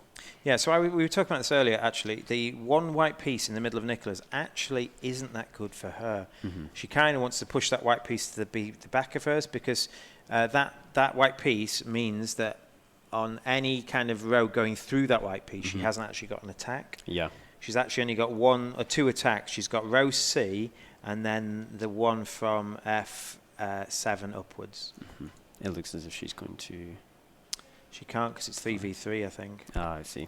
She can't attack at the moment. She can attack down the bottom. Yeah. So I imagine David will bring them up. So F5 to D3, which is what he's done. So she can push these 2 at the bottom back a bit. And now David's going to try and move around a bit. So effectively he's going to move clockwise round to try and get his pieces away from the edge. I think this is just a bit of a stalemate here at the moment. Yeah. And remember, you can't push 4. What David would really like to do would have moved all 4 of those. He's actually left one. She can push into that gap. It doesn't do her much good. I imagine he moves a single piece in now. Nope. How much is it leading your opponent into a certain space? So David has been kind of... They've both been moving clockwise around the board, but how do you... Or how would you imagine leading your opponent to a certain part of the board whilst you attack and break their formation? Say, this formation at the bottom of Nicola's is looking a bit squishy and would free up. Yeah, I mean, that's if David pushes... David really wants to push row E from E3 onwards, but he can't. If he can do that, he can then get back to his white piece. He kind of wanted to pass there. Now he's got that rhombus. That rhombus that I was told by Vincent Fauché is very strong. So the rhombus with 3 pieces at the top. Yeah. And that rhombus gives you 3 lines of 3 in 2 different directions, which is what you really want. It also means it's very hard to attack. You can only attack from one of the 3 directions. Yeah. So they've now got roughly the same formation facing off against each other. But you'll notice that at the start of this little move, David was nearer the edge than he is now. And he's kind of rotated clockwise slowly around. If Nicola can keep her position here, if she can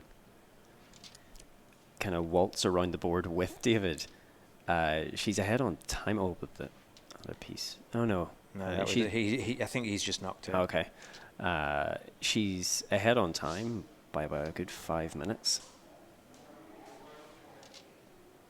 Yeah. Time might play into consideration. I mean, yeah. He wants to move the 3 at the bottom, I think. There we go. There we go. That's the 3. Now he's connected his piece. He's got 3, and he can cut her in half if he wants to. I don't think he will, but he can.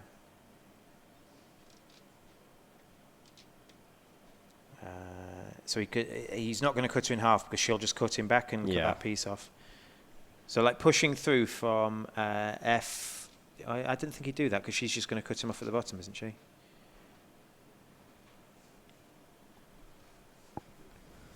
But he is well and truly on the attack at the minute. I think so, yeah. I think he realizes his time is starting to run out. To bring these 2 back, yeah, there we go. And now he's got row E. He can push row E down a bit and cut her off a bit more. If she hadn't done that, he would have done. There we go, he's got another point. So he's 4-1 up. And now a lot of pieces. I mean, she's actually played fairly well, to be honest. Yeah. She lost her 2 early on, then they had a 1-for-1. Yep. She's playing so fast, and she's not making many mistakes. So No. Again, do you think her game at the minute is play for time, try to keep the position, or is it just too little, too late? I don't think you'll beat him on time. I think he'll win by then. He'll play fast and reckless at the end, but he's too far ahead.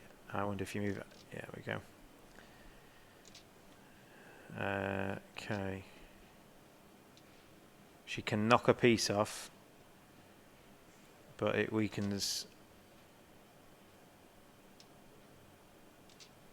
She's an incredibly fast player. Yeah. Okay, so he saved the piece she can get. He has not a dead piece because it's not going to die. She can't kill the piece that's surrounded by her pieces. He could just bring this back. Actually, the single piece he's got. Let her kill the one in C1. Oh yep. No, he's actually going to attack. Yeah. So this is back to where she was.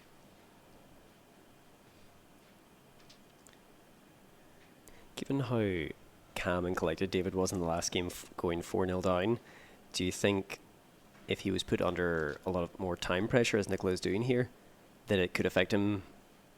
Possibly. And put more pressure on I him? actually think he's struggled a few times this week. He's just kind of, the room has been too hot, or he's lost concentration a bit. So I think, for 15 minutes, making him move so many moves, because she's playing so fast, so they're actually getting through more moves than the other games. Yeah. He might make a mistake, especially when he realises he's only got like a minute left. Yep. He's at 3 minutes 20. So she's actually nicked a piece off him there. She's her position is awful. Yeah, it's all over the place, and he's just got the centre of the board perfectly. So I wonder if he moves row F along first. No, he wouldn't do. Yeah, he could do that, and then attacks. Oh no, he didn't do that. So he split those up. So he's going to now move row E along, I imagine. There we go. So she saved them, but now he can attack into. Oh no! I'm trying to predict too slow, aren't I? They're playing so quickly. So he could, yeah. So now that stops the 3 she's got in row C coming across. Yeah. So this is. Are those pieces dead? The R, if he moves again. There we go. So she's got 3 pieces there. She's got to save at least 2 of them. She has the luxury of so much time. I mean, she's just under 10 minutes. So he kills that one. It's now 5-2. She's got to save that one, and then she's dead. There we go. Yeah, it was dead both ways. That was it. Yeah. Okay. So it was. I would say Nicola, for a large portion of that, kept level. She did very well. At the end, she attacked a bit too aggressively and split herself up, and then he killed her off. That's impressive. I would love to hear what David has to say about that match. I'd love to see whether he was feeling a bit of pressure, because that was such quick play, and to survive for so long, whilst David had a lot more time to think and move, is an interesting tactic. So at the end of this, we're going to try and get some interviews with the winner and winners, or people who've done very well. So hopefully David had 2 really interesting games now. The one against Miranda. And the one against Nicola there. As you can see behind us, we have this board. I believe we can see Infinite, Steve's and Ryan's. No more. No more. We were going to do the Last Jedi. Yeah. We went all the way back. It was great. I was going to be able to see my parents. It was great. So maybe. So we've got 2 matches to go. At some point, we are going to be down to our last 2 undefeated players. Based on the numbers, that might actually be round 5, because if there's 33 players, we will get 5 matches for a single winner. So I think David and Vincent might have one more match where they're kept apart. If it's truly seeded. I can't remember exactly how the seeding system works, but we will either see them playing this match or the one after. They played last year as well, did they? It seems like they play every year, because they don't lose. Well, apologies. David doesn't lose to anyone but Vincent. So. David came joint second last year. I think they played at some point. I don't think it was the last match. And he came 3rd in 2016, 2nd in 2015, 2nd in 2014, and he won 2013 and 2012. So David is a very consistent performer at this game. I think Vincent is. I think he just plays more, because Abalone is Vincent's main game. Yeah. And David is just good at so many different games that he puts different energies into different ones. Yeah. You would think if you, I suppose, I'm thinking of it in terms of how you practice games like chess and strategy games. Is there an edge that you can lose if your edge becomes a little bit more blunted if you haven't practiced in a while or if you haven't competed in a while? Do you think that is the case? Or? So I was chatting to some bridge players about this, and I think that without heavy practice, I think that your sharpest. I mean, heavy practice outweighs natural ability, some natural ability will be there, but like heavy practice in the long run will be the best thing you can do. Yeah. But at some point, I think you're at your peak in your 30s. I think I was speaking to someone 30s, maybe even 40s. But like somewhere between like late 20s, early 40s is where your peak, like mental challenger. There are some very good young prodigies at very odd games, but to be good across the board, I think that's where your peak will be. So if you're, there's still hope for us in the Pentamind then as well. Yeah, being 24. I mean, Yep, definitely. I'm going to keep to that story for the rest of the week. Maybe I am 24. Yeah, that's what I. So we are, isn't it? I'm keeping to my story of being 24. Yeah. So I was chatting to them. Now, whether that's true or not, I don't know. There needs to be some research into it. But like, I think you might lose mental sharpness, especially if you're not playing it every week. If you're not playing it every day or whatever. If you just stick to one game and you play it religiously, then maybe that takes a bit longer to lose. But like, I make more mistakes now than I would have done 6 years ago, I think, at certain games. Especially bridge is one of those games. I make more mistakes now than I used to. Do you think your play style has, on a personal level, do you think your play style has evolved in 6 years? Like, are you more of a social player now than you were 6 years ago, or do you think play more less strategically? competitively, but that just comes from playing less rather than choosing to play lighter events. Interesting. Okay. So I think, I also think that like when you play as many games as we do, that your skill at one particular game isn't as good because you just don't play it often enough. Yeah. I know you're playing a lot of games, and so your overall base level of skill at picking up a game and running with it is very good. Yeah. There are some people who are very good on their first play. There are some people that I play with who are very good at games, but usually take one play of a game to okay, now I know what I'm doing, and then the second time they play it, they do way better. Yeah. But there are some people who can pick up a game, look at the rules, and go, right, I'll try this and see if it works. Yeah. And they can analyse the rule just from the rules about what the correct strategy might be or what the things are. Do you think even a game type that they haven't played before, like if you haven't played a deck builder before, it might take a little bit longer? Yeah, so that comes from the base level. So because I've played deck builders before, deck building is a base thing for me. Yeah. And maybe there are some people who are much better at deck building or much better at worker placement, but like the mechanics, what am I trying to do in a deck builder? I'm trying to get that, and okay, so this combination things might work. So yeah, I think you'd have to see the mechanics before, a bit like area control or tile lane games or anything like that. If I've played a lot of different ones, and when a new one comes out with completely different rules, completely different mechanics, but like if the base mechanics are there, I think there are some people who are intrinsically better at picking up those games than others. Okay. I reckon I could bring, I don't know if you've heard of the GIP series. I haven't. Yinch and Tsar and Devon and Punkt. No, They're weird two-player abstracts. It's a series of about 7 games, all with weird names. And they don't have any of them here. But if I brought them down here and showed them to people in here who've never played them before, I reckon after one practice game, I reckon they'd beat me. Some of these people. They're flexing their abstract muscle in their brain. They play it once, they learn a bit of strategy, bit of noose, and then they go, okay, right, I've got it, and then they'll play me and they'll beat me, probably. At certain games, like Yin should be the one I might do the best at, but even then they can probably outthink me because they just have such a fundamental knowledge of all these different bits. And they're one of the skills that I'm not very good at is predicting several turns into the future. And apart from games where I can do it, where I can go, okay, I've lost. Yeah. I can do that, but it takes me a long time. So it'll take me like 20 minutes to figure out I can't do it. I can't do it. Oh, I'm going to win. It's like, okay, I can't do it. Okay, now I can. I'm to the point where I can. Oh yeah, I'm going to lose. Happens in Camisado a lot, or Santorini. Ah yes, Camisado, is that being played? That's not on the live stream, but it's being played today or tomorrow? It is being played I think it's tomorrow. I think it's tomorrow evening. Okay. Check on the website if you're interested in Camisado. Camisado is a very good game. I think it's been solved with the base setup, so I think they're doing the Fisher setup. And the Fisher setup is after Bobby Fischer, where you take the back row of the chess pieces and put them in a random order. So I think this is very similar. So I think you take the back row pieces and put them in random order so that you can't solve it as such, because I think the base game is solved. That's interesting. Are you as into chess as you are, say, Entropy and other abstract games? No, okay. I'm not a chess player.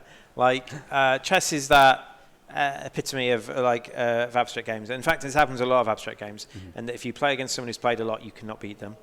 And if you play against someone for the first time, that you will always beat them. So that is one of the biggest downsides of abstract games for me. So you could train someone up, but like if they like winning or they hate losing, then it's hard for you to play them to a point where they're going to get better at it. Yeah. Okay. Or versus for me, like I could play Anchorshire chess all day, every day. I'll never beat him. Yeah. And he might find it boring playing someone as bad as me. And are there any chess variants like Camisado that you're more interested in? Suicide chess is fun because it's less. I think there's less about the opening. Suicide chess is an interesting way of doing it. There's one that I covered at UKG quite a lot called Paco Shaco. So it's a chess variant in that it's about making love, not war. So instead of taking pieces on the board, you're actually forming dancing couples. So each, if you move a pawn into another pawn, it forms a dancing couple. And then if you move another piece into that couple, one is free that it can move again. So you form a lot of chain reactions, and the object of the game is to form a dancing partner with your opponent's king and thus win his heart.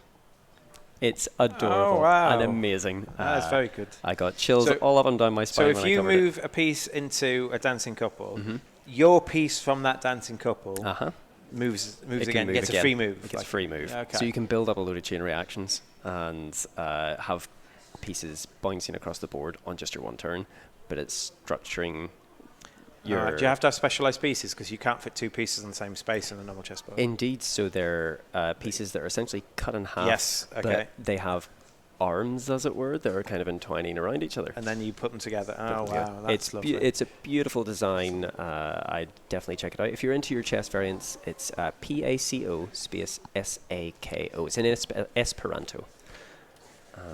So PACO.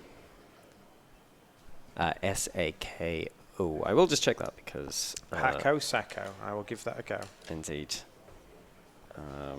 A brilliant chess variant. I wouldn't have played that many chess variants, but it's the very idea behind it, and that you're not making war, you're trying to fall in love in this game.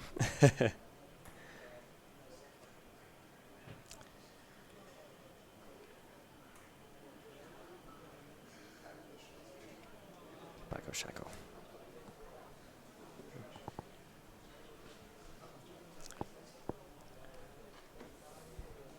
Right. So we have results after the end of 3 rounds. We've got the top 4. These, I believe, are the people who are undefeated. Because if there's 33 people, I think there should be 4 undefeated people at this point. So we'll see if the seeds play each other. We've got David Pearce. We've seen him not lose a game. We've got Vincent Fauché. We've seen him not lose a game. We've got Chan Hee Yang and Chaewon Ryu. The other 2 people, I believe they're from the Korean contingent. They've been very strong this week. Some of them have done very well in various events. So well done to those guys. We'll probably see all 4 of those at the top table in a second. The fact that we've got 4 names down, we're just waiting around. Those matches finished with a bit of time to spare, so we've got a bit of time before they sit down. Bit of a break and a wind down for some of the players, yeah. Just to breathe. Yeah. If you're watching along at home and you're looking at the YouTube or the Facebook live stream, if you've got any questions, our cameraman, people behind the scenes will get those to us and we will answer them to the best of our ability. Those questions can be anything. They can be, say, Steve, why did you shave your hair off? Ryan, what are you saying? I can't understand you. He's Northern Irish. You can say anything like you want. Got anything about the games we've got here. You can ask about Abalone. That's what we're focusing on at the moment. So if you've got any questions about the strategies or why we think certain moves are certain good or bad in Abalone, you can do that. You can talk about anything we've got this evening, and we can either answer them now or in the stream this evening. And our cameraman will get those to us, and we will answer them when we can. If the question's in French, none of us can speak French, I'm afraid. So if you're, I imagine you're supporting Vincent Fauché, so thank you for the support. Whatever you're saying, I'm afraid we cannot translate that currently. But we will try. If you can speak English and you can phrase it in English, we will do our best to answer that for you. But if it's a support of Vincent Fauché, thank you. He appreciates it. He might not need it, but obviously, there are going to be some tougher matches now. You've got people who haven't lost a game all day playing each other, and it's going to get to the point where, like, at the end of several hours of play, that you start to get a bit weary. I know what that feels like, so hopefully these players don't lose focus. There's a chance. I imagine that anyone winning the next match will be guaranteed a medal. You've got gold, silver and bronze, and I imagine that you're guaranteed at least a bronze if you win your next match. So these 4 players, chances of more medals. David Pearce, the all-time leading medal winner, so good luck to them all. Are we going to see Vincent Fauché destroy another child at this game? They're not all children, I believe. There's a lot of Korean children, but some of the Koreans are adults as well. Some of their parents are playing. Some of the. I see. Yeah, I got beaten by some of those at Baku as well. So. Just wasn't a great Baku game for you. I won 7 and lost 9, but it basically went. Played a Spaniard, won. Played an Estonian, lost. Played a Spaniard, won. Played an Estonian, lost. Play a Korean and lost. Play a Korean and lost. Then I played some English people and won. So yeah. So we will see. I hadn't played for 15 years properly, so I did pretty well. It's not bad for a few years off. And I made Andres Kusk think. I made a opening move in Baku that is non-standard, and he just went. And I made him think, and I was happy. That's it. It's interesting how at certain games your best result against, say, novices back home will be nothing in comparison to, say, taking a point against Andres Kursk or Kursk. I did not take a point against him. I just made him think. Oh, I see. That's good enough. That's good enough. I did. I lost extremely quickly, but I made him think. I'd shudder to think how quickly I'd lose at Abalone. I love it. It's really interesting. He might actually. He doesn't. Andres doesn't play Abalone. It's not an event he enters. I'll have to challenge him. Yeah, brilliant. Give him a go. Twix is not a game he enters, but he beat me at that as well. He has an affinity for those types of games, I'm sure. Yeah. We can see some of the players sitting down. That means the draw has been made. So we're waiting for all 4, and then we will tune into a top-down view. We imagine we're going to see Vincent, David, and 2 others, Chan Hee and Che Won, joining down. And then we say this is round 4 or 5. If it goes to round 5 and there isn't a clear winner, there will be a playoff. But I believe if these are last 4 undefeated players, there will be a clear winner. So looks as if Chaewon Ryu, I believe, is the girl. I can't remember because she did very well at Baku. I think she came 3rd. Right. That girl anyway. And if Vincent is about to sit down, a child another child squashed. Yeah, I think we've been building up to this. So if David can win and Vincent can win, then we're going to see the match of being looking for all stream, I think. So we'll get some good feedback on that. I'm currently rooting for Chan Hee and Che Won. That'd be great to see an upset. The way that you alternate colours there, so basically if you were black last game, when you get drawn against the next game, you're more likely to be picked as white. I think the way it works. So if previous game you were black and I were white and then we played each other, we would swap. Yeah. If we were both black last game, when we played each other, one of us would swap, and it would be the person who has been black the longest or the most would swap over. Yeah. And so you get that balanced thing during the tournament. Okay. For some games where first player is such a big advantage, like Baku, you actually play 2 games. Right, okay. So you play 1 game as black, 1 game as white. And in theory, if you're playing against 2 very good players or 2 equal match players, it should go 1-1. Oh, okay. And so to win 2-0 is pretty good. And to lose 2-0, like Muppet did here, is also pretty bad.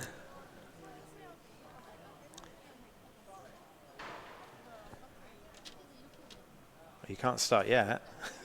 He's just getting an advantage against Yes, Vincent. yeah. This is only fair.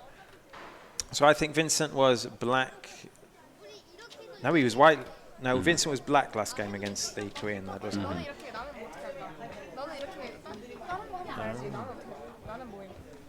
That is our cameraman. He's just making sure the table's lined up because I think they're knocking it a bit. Spoiling all the fun, as cameramen are wont to do. Yeah. Otherwise, if he doesn't do that, Bartek, our lead camera guy, will have a word with him.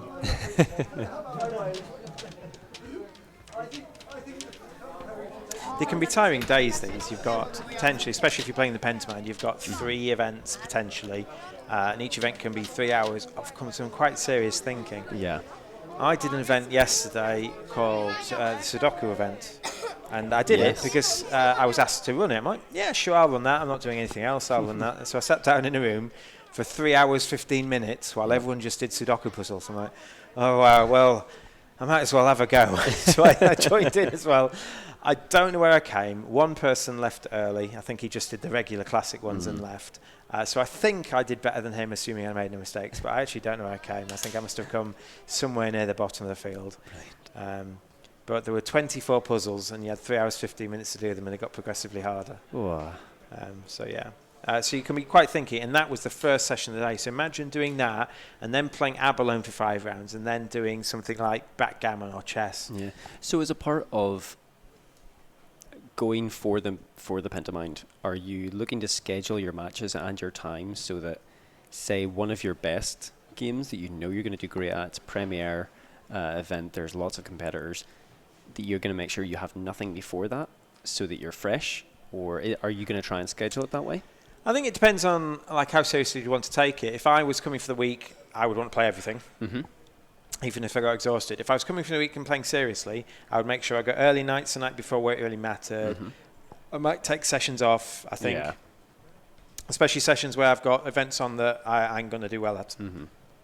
So, if there's a poker on in the evening, I could probably play poker because I don't think it would tax me too much brain-wise. I can fold and then sit up for 2 minutes or something like that. Or I could be like, yeah, okay, there's a lot of people who are just going, yeah, whatever, let's just do a bit of this. Because you're just playing for tournament points, not money, effectively. There might be some money for first, second, and third, but you're not playing physical money or anything in front of you. So, do you think in games like Catan, Carcassonne, poker, there's a social energy that's being burned that you're maybe not as much aware of? That even if you're, say, folding at a table, that you're still expending a little bit of energy just being there? I think more so in Catan and maybe poker than Carcassonne. I think there's... Speaking as an introvert. So I think because you're trading and you have to be conscious of what other people are doing, and you have to be watching the resources they're picking up on their turns. You have to be watching who's moving the rubber, how many cards people have got in front of them. There's a lot more there. And then you've got to... There's a fine line between telling people not to trade with that person because they're winning. You don't do that. I think that's potentially pushing it too much. But you just say, I don't. If you outly say, I don't think I'm going to do that trade. I think you're winning, so I'm not going to do it, and hope the other players pick on it. And that's probably a fairer way of doing it. You've got to pay attention. You've got to pay attention to all these little things. So Euro games are great like that because there are a lot of little micro decisions and micro points you can be looking at along the way. Why didn't he do that? Maybe he's got this card in hand, because there's a lot in Euro games. Unlike these, it's secret information. Okay, so secret information of victory point cards or tiles in Carcassonne or whatever.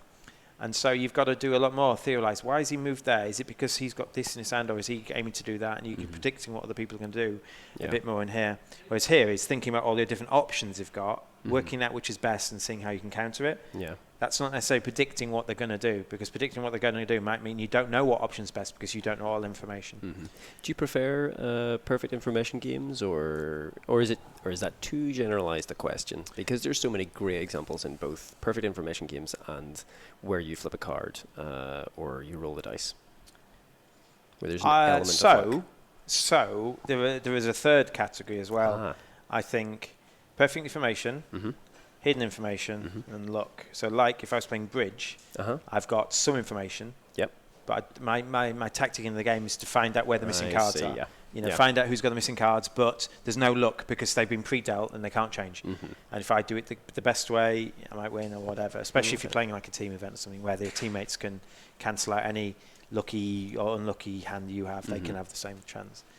And I think games of pure luck are not interesting. So games with a bit of luck, so like Catan has luck, it does. You're rolling the dice. While Carcassonne has luck, if you keep drawing roads, you won't do well. Yeah. That's it. It's all you draw. Road. Yeah, they just don't score as many points as the other tiles you can draw. Yeah. So there is some looking at, but it balances out because you play for so many tiles. You're playing for so many tiles that you're going to draw some non-road tiles. So those games are fine. I generally think I prefer one of the middle two, not the open information, not complete luck, somewhere in the middle. Okay. I think. Like some Euro games are open information in that you've got all the information you can do, but you can't predict what they're going to do, what their strategies and moves are. And then some games are hidden information, like Ticket to Ride, where they've got route cards. There's some hidden information there. So, and you don't know what you're going to draw if you decide to not go from the pool. Correct. Yeah. So there is a bit of luck. There is a bit of luck there in card draw, and there's a bit of hidden information there. And Ticket to Ride is probably the perfect entry-level Euro game. I think it's actually better to teach Ticket to Ride than Catan. Catan's just been around longer and more people know it. But Ticket to Ride's right up there. I think Ticket to Ride is probably one of the best entry-level games. Also, it plays 5. Yes. And that matters for a lot of families. A lot of families can't play Catan because it plays 5. Yeah. Are we... I think, is that David Pearce giving some tips? Is that David's hand? I think that is David's hand. He talks a lot, does David? But yeah, that's David's hand. Yeah, they're not moving the clogs. Okay, we're seeing it from the side.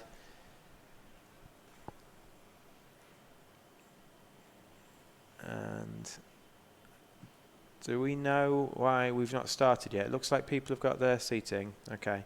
I think there might be an issue in the hall. It doesn't look like it's going to affect our top 4 players because we know they're all undefeated. And it would have been nice for the Koreans to have played each other and David and Vincent to play each other now so that the Koreans have a definite chance of a medal. Because if they won, as it is, one of them will have to beat one of the 2 adults and try. Let's go Chan-hee and Chaewon. Yeah. Here we go, Dream Crushers entering. It's David Pearce, the familiar face of David Pearce. I think he's had a much tougher route to the last 4 than Vincent has. Or does Vincent just make it look so easy? Possibly. I mean, it's hard to say. Maybe Vincent's just that step above. But from watching their previous matches, they've generally been close to a point.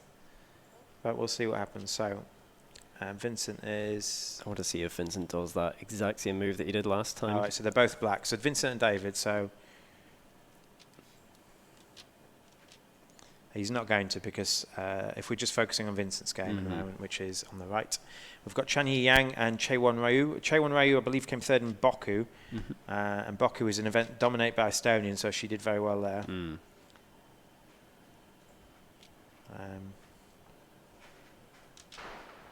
It's interesting, both Chaewon and Chan-hee, they haven't been moving, pardon me, they're kind of southern pieces. It's all been moving in the north. And I just wonder, with that starting position, that Lotus starting position, what is the best way? Do you move one of your blocks first into the middle to see if you can get them there first? I think they are doing the opposite of what the little lad did last time, because Vincent last time moved the top black pod and the little lad moved the bottom, and that allowed Vincent to take 2 quick points. So I think you have to move the pod that's corresponding to the one your opponent moved. It feels like that's the correct way. Yeah.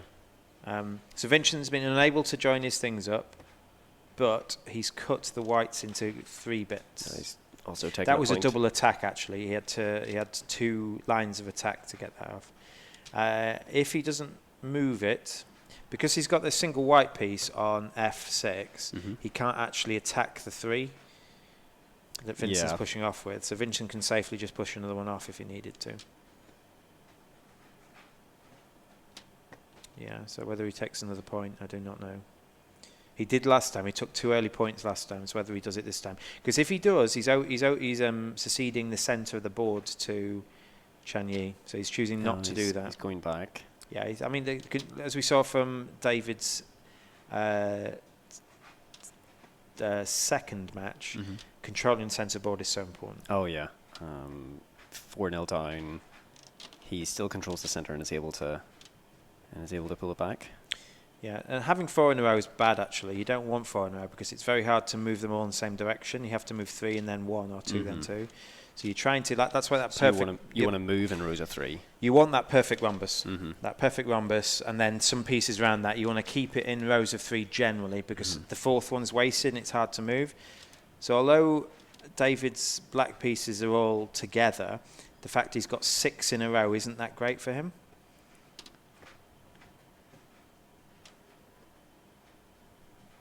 I find I'm able to get my pieces into the rhombus, but then once they're in the rhombus, I have no idea what to do after that. I think that comes down to experience, Ryan. So Vincent's 3-0 up, but he has not got the centre of the board, whereas David's 3-0 up and he has. So I think David's in a better position. Do you think with David having maybe what we might think of as the more difficult games, he's better placed for if and when he meets Vincent? It does depend on whether Vincent's just played extremely well or his opponent has not been as strong as David's. David's first round opponent was very good. Yeah. And that comes from being Vincent's protege, or at least someone Vincent knows. I'm not sure if Vincent's actually trained her, but he was having a game and talking to her yesterday. And then since then, David's just had longer games. I'm not sure. I actually think that having continually played for more minutes, that whether that's actually going to be a detrimental thing. So Vincent is actually, his game before this was very quick. Yeah. It looks as if David's is going to be very quick. Yeah, with David's game. The problem is she's got a good position now, but she's got to move some of it. Oh, he's going to push the white piece out now. He's going to win. She can't attack the pieces that are going to kill the white piece. Yeah. So I think that's David's going to get that. I'm not sure she can do anything. She kind of has to quickly come in from the... I don't think she's just gone off pieces. She's just not gone off pieces to attack his block. Yeah.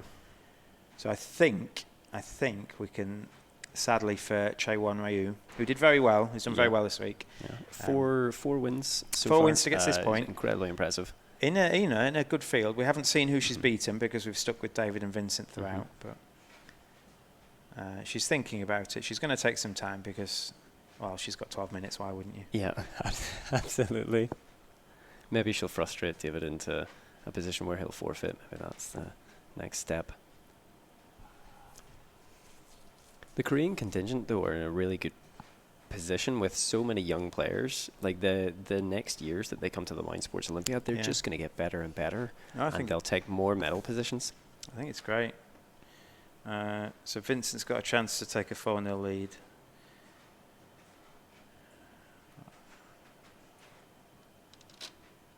He chooses not to take it. Again, he's focusing. There is a danger that if Vincent doesn't watch it. The problem is, he had 6 in a row there again. You don't want 6 in a row.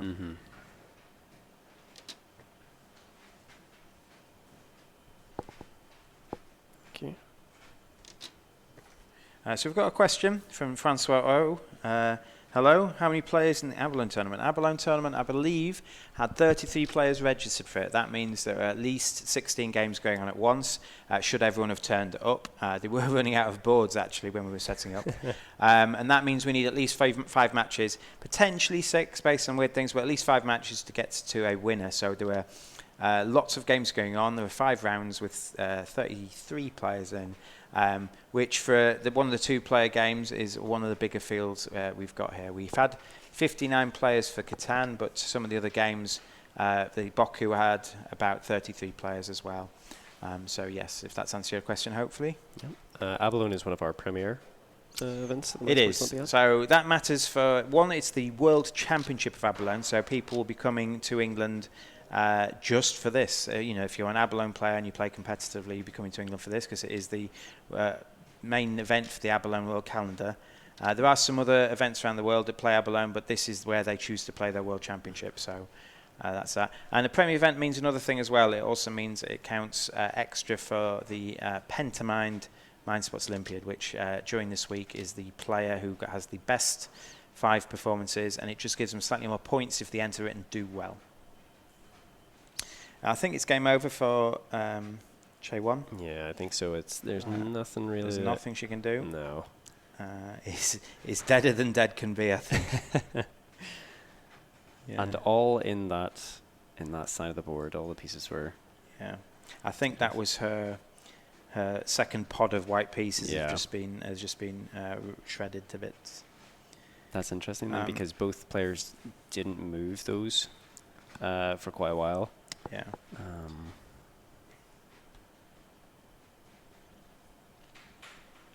So although you can make a mistake early on and still win, it's hard to catch up, I think.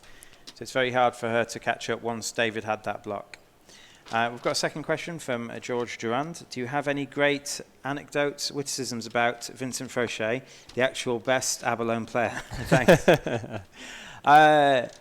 Witticisms. So, because when I'm speaking to someone in a foreign language, who speaks English very well, but like when I'm speaking, I don't sit and joke with him, so I haven't got anything super witty to say about Vincent. I have met him several times, and he's always been very complimentary to my broken commentary. So thank you very much, Vincent. I will say that I have never seen him lose a game, so I might agree with you that he is the actual best Abalone player. He is the 4-time world champion currently, so well done to him. Potentially, he can get a 5th in a row here if he goes well. But George, thank you for the question. Hopefully I've answered as best I can. Okay, so Game between David and Chewon has concluded. Yeah. David has now won 4. 5. 5, yes. Yeah, This is this the is fifth round round. 4, so they've both won 5.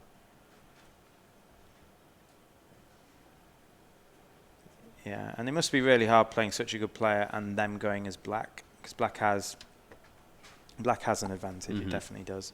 I think, based on what I've seen, that David will be black in the final if Vincent wins. Oh, I see. Because Vincent's played black twice in a row. I see. And I think David's played black just once in a row. So I think if the pairing software works the way I think it should,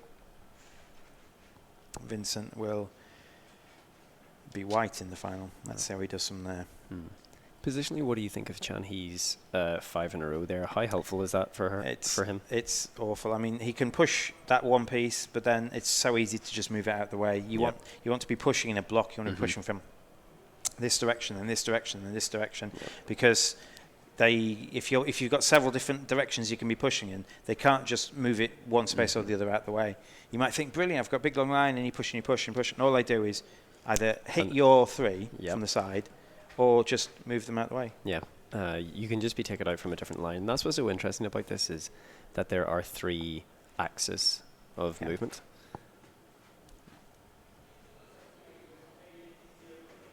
I wonder if you could do 8 octagons and do 8.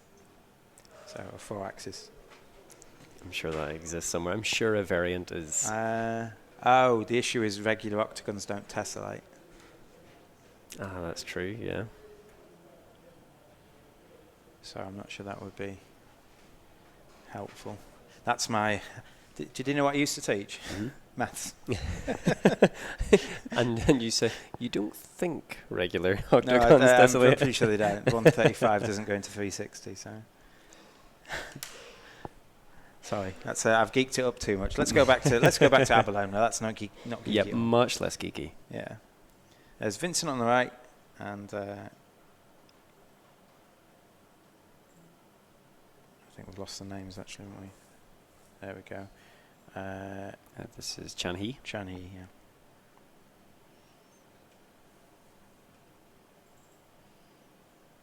It's interesting. Vincent isn't even looking at the board. I feel like he's so confident in his position and what he's going to do next that he's just waiting. It's also the advantage of playing a lot, that a lot of your decisions become automatic. Yeah. And for some people, especially some people when playing abstract games for like so many times, it becomes intuitive.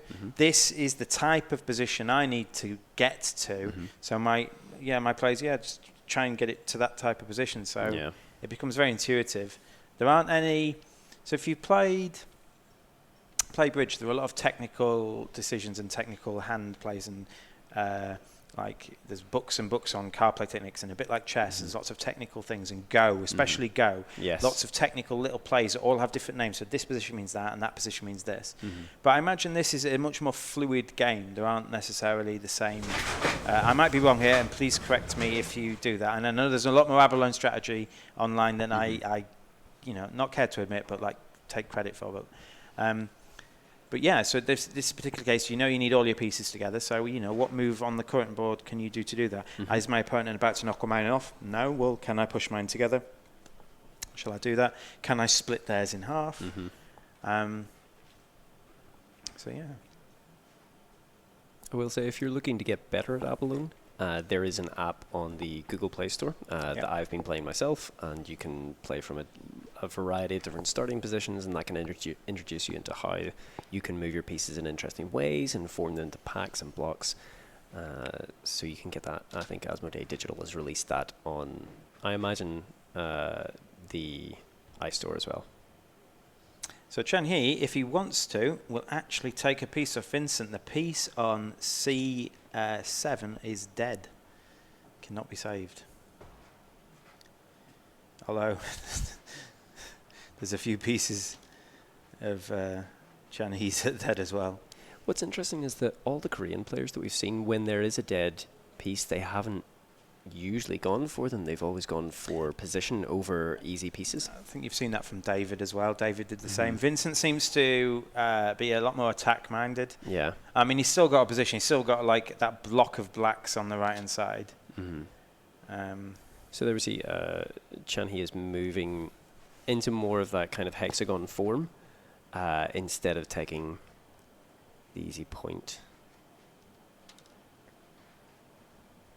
So Vincent moved 2 there instead of 3, and the reason for that is that he kept that bottom one on F4, because if Chan He didn't move out of the way, he could have surrounded this one. He's going to push it anyway. And I wonder if... There we go. Now he can't move it. So I think Vincent's 2 moves from winning, because Chan He can't move the piece on G3, because 2 turns ago he left that piece at the bottom to surround it. And now all Vincent needs to do is get a piece on E3 or G6. G5, sorry. Sorry, the numbering's a bit hard from our vantage point. Yeah. From Ryan's especially. Not a clue. Not a clue what the notations so are. I'll point to it. So 1 there, 1 there. Yeah.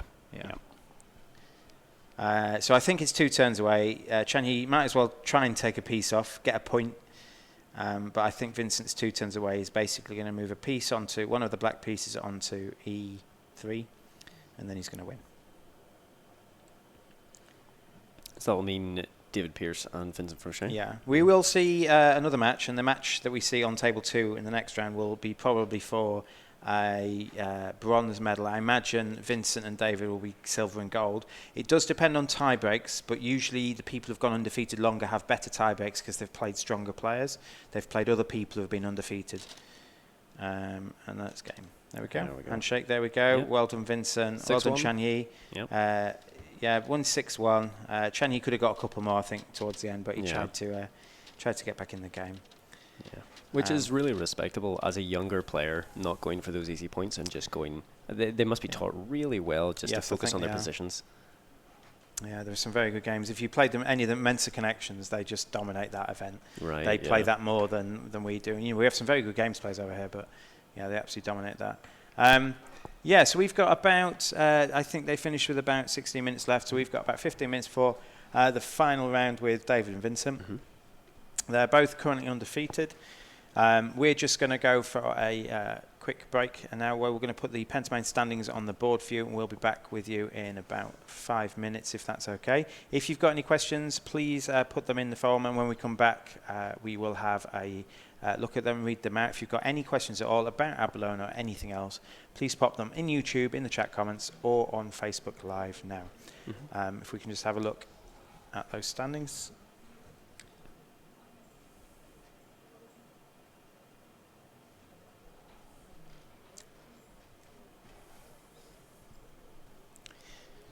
I actually think my T-shirt tells a lie about that 24-year-old comment. I should have picked up on that. What was your favourite turtle? It was Raphael.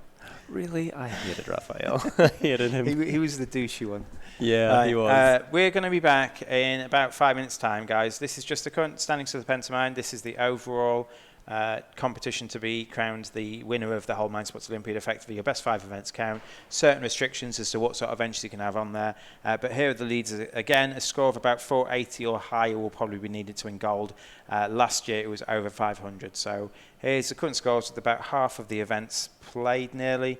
And we'll be back with you in about 5 minutes.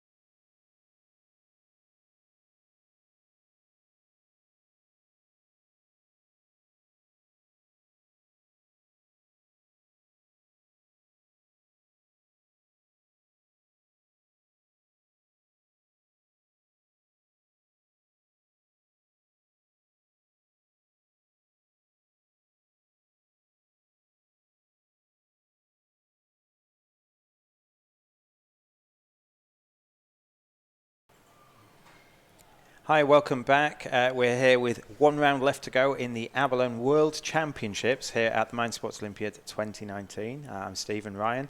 If you haven't joined us before, welcome, welcome, welcome. We've got one match left. There are 2 players left who are undefeated. We've got David Pearce. And Vincent Frochet. Yeah. And they're playing for the rights to be crowned Abalone World Champion 2019. Now, this may seem like they've had an easy run here. That has not been the case for one of the 2. David Pearce has had some tough matches. One of them went to time. One of them he was 4-0 down. It's first to 6 points. So he's done very well. Although he kept his composure. He's done very well. He's not come close to losing so much, but he's struggled a bit against a few tough opponents. Not the same for Vincent, has it? No, he's crushed dreams throughout the tournament. He's stomped on kids, whatever it takes to get his prize. So Vincent is the 4-time defending champion of the Abalone World Championship. David Pearce has won it before, many, many years ago, 2013, 2012. But they're playing not only for the crown of world champion, they're going to get a specialised Abalone board. Now, I don't think you can see how nice this is, but basically it is made by the designer of Abalone himself. It's a glossy kind of hard finish. It looks like, what's this called? Resin, epoxy resin and wood. And not only is the board nice, but you've got these excellent kind of glossy marbles as well. So the winner's going to be handed that, whoever manages to win. It is only best of one, which may sound harsh for World Championships, but they're going to give it the best shot they can. We've got David Pearce and Vincent coming up in a sec. We also have a game in the second table, which we're going to focus on if our game doesn't last as long as it might do. They do have 15 minutes on the clock each, so it can be up to half an hour. And this will be close, I imagine. From my reckonings, David's probably going to be black. We'll see what happens when they sit down. I don't know how the pairings exactly works.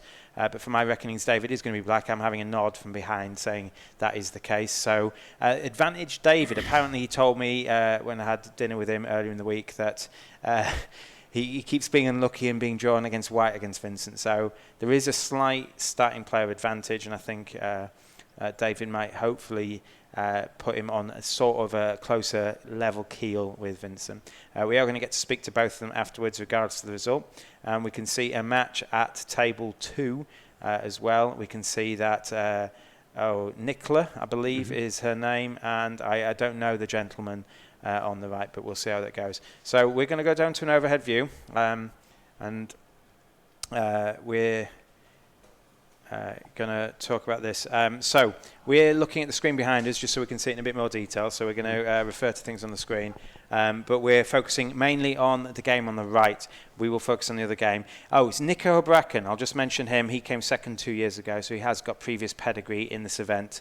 So they are playing for potentially a bronze medal. I imagine, based on tiebreaks, David and Vincent will get silver and gold somehow between them. So we'll notice that David has moved the blacks into the middle. Do you think you can call this before with the advantage of playing as black? Do you think David has the edge over Vincent? Or? I think Vincent has the edge over David, but David being black gives him a bit of leeway, chance to come back. I imagine, just based on past performance, and Vincent probably plays Abalone way more than David does. David is an all-round game specialist.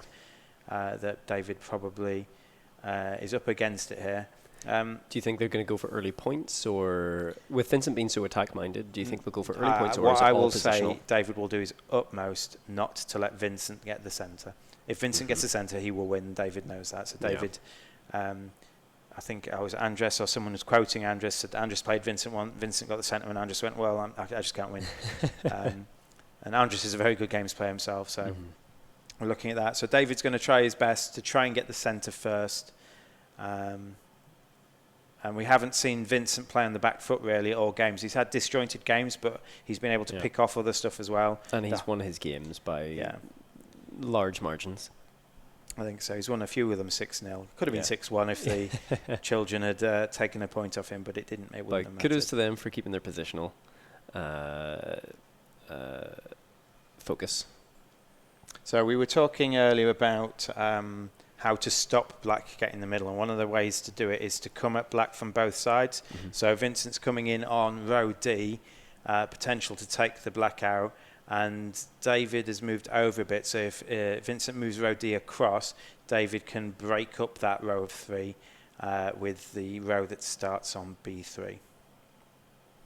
Yep.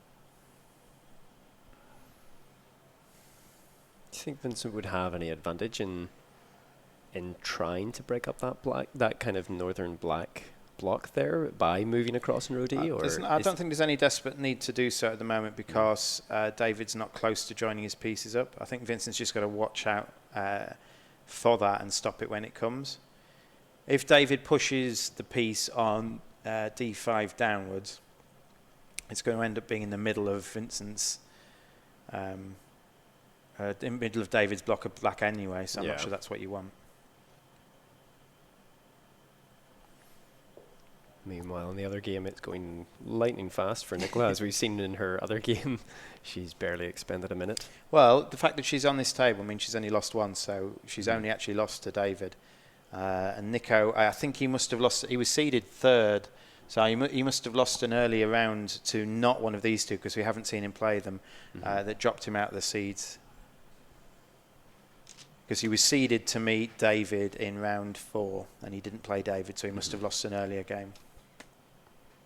Maybe to one of the Koreans. Yeah.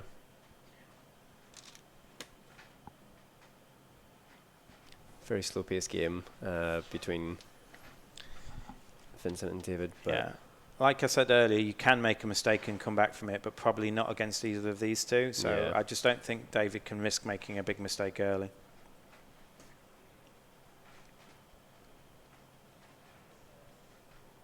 So that's a nice move. So basically, I imagine that David pushes row F along. So from F9 to F4. There's still... Which is what he's done. And then do you think Vincent will push back on D5 it is? D6 to G6. That might separate potentially. But then the problem, his pieces a bit more. Possibly. It will break David up, but it would also leave Vincent in 3 distinct groups. Yeah. He would leave a piece behind, so I'm not sure that's the correct strategy. Maybe it's better to push D7 to D3. And that might break it up a bit better.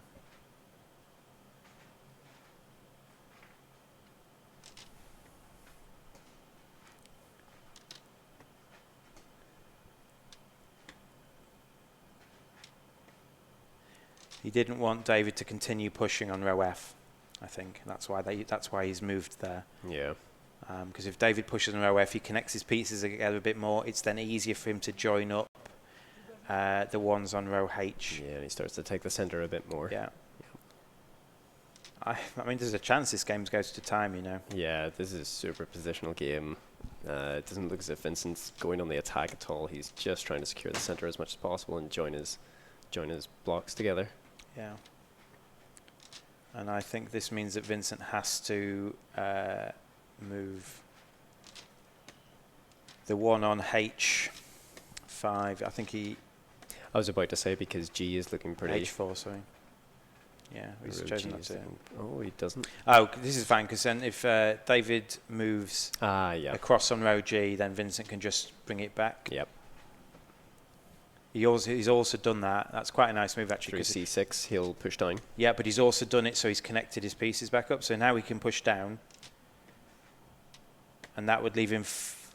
oh, no, he's chosen not to do that. David can't attack, though, because Vincent just pushes down again. Mm-hmm.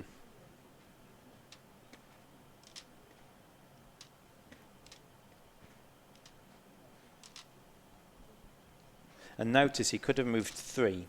C3 or... No, he could have moved 3 pieces. He chose to move 2. Yes, yeah. And he's done that a few times. He just left a gap. He doesn't mind having a gap there because it's better for him to have a gap than not. Sometimes that means that your pieces aren't going to get pushed into as much and pushed out of position. So we're looking at the other game briefly. We're looking at 1-1. It's very tight apart from Nicola has got one piece that is away with the fairies. Yeah. So I think that's it's not 100%. It's almost certainly dead if Nico, is it? Nico wanted to kill it, he could.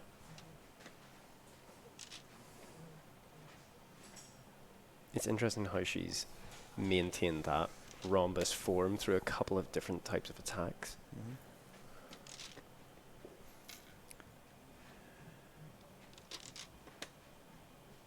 Okay. Two very different games. All right, so for the first time, there is a attack on one of Vincent's pieces. So now he's got a choice. Does he let David take the piece and try and consolidate the centre, or does he try to save it? Mm-hmm. Okay, so they could 1-for-1 each other here. If you had the opportunity to take a piece against Vincent, would you? Personally, yes, because I won't be I won't beat him. If I can say I lost 6-3 to Vincent, and my and someone watching said, yeah, so Vincent can potentially save this single white piece now, and then David's got a row of 5, which is not strong. A row of 5 is bad if there's no pieces either end of that row as well. So if Vincent can move that one away, David not only has a row of 5, but he can't move that row of 5 up or down. Mm-hmm. He can't move 3 pieces or.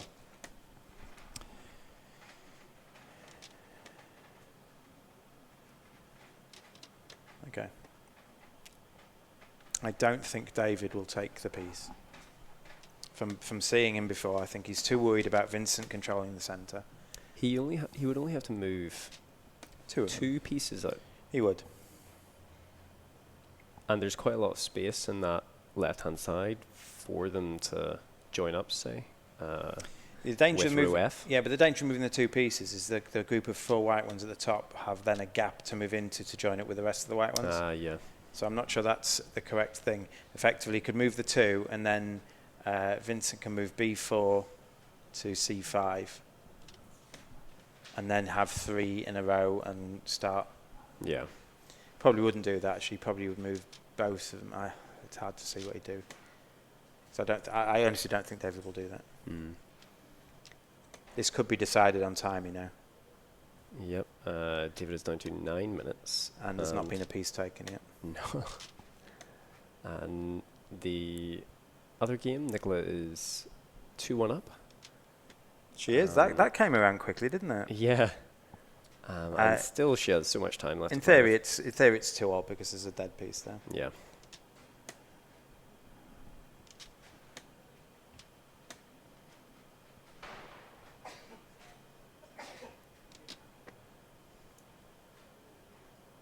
I'm just so impressed with how Nicola responds to any movement. She's almost straight in there, knows exactly what she wants to do, and maintains an incredibly high level. I think that was talking about earlier, like the intuition, the just general feel of the flow of the game. Yeah. This is the sort of position I need to be in. Mm-hmm. That's the best move to do it. Yeah. And it's whether it's the best tactical move on the hand or not, it's fine. You generally can't go too far wrong by just kind of, you know, especially in an abstract game where controlling the centre is so important. Like in chess, it's so important. In this, it's so important. In some of the other, in entropy, it's important to control the centre as chaos. It's so important to do that. So that's as a general rule. You might not make the best move, but if you're doing that thing, you're just controlling the centre on the games where it matters. Yeah. It can't be too bad a play.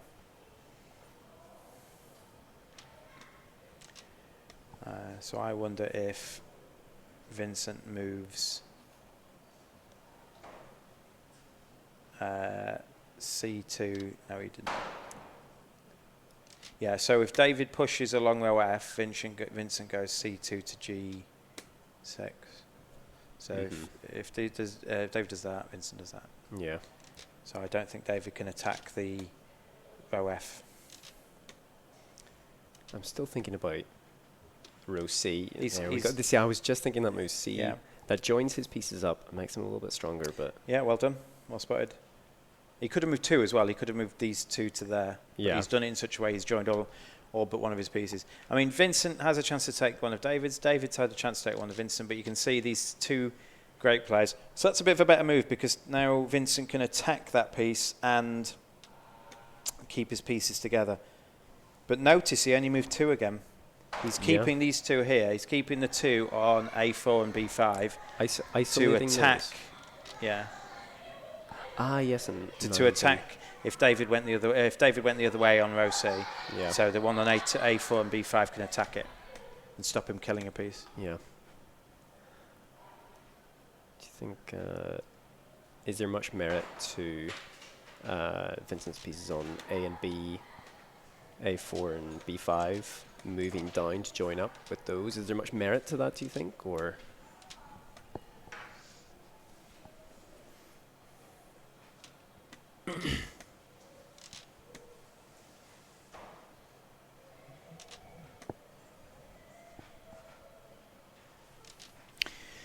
We've got a great question from Coon. Does Abalone work well as a game with handicaps? E.g., the weaker player needing fewer than 6 points to win, or the stronger player starting with fewer pieces on the board? If so, how much of a handicap could the strongest players in this tournament concede to their opponents and have the games be close? That's a really great call. So I would think that changing the points to win would be a worse handicap than starting with fewer pieces. Mm-hmm. Because changing the points to win means I can't 1-for-1 my opponent.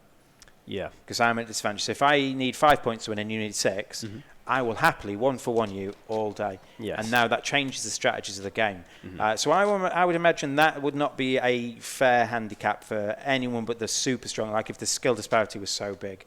Mm-hmm.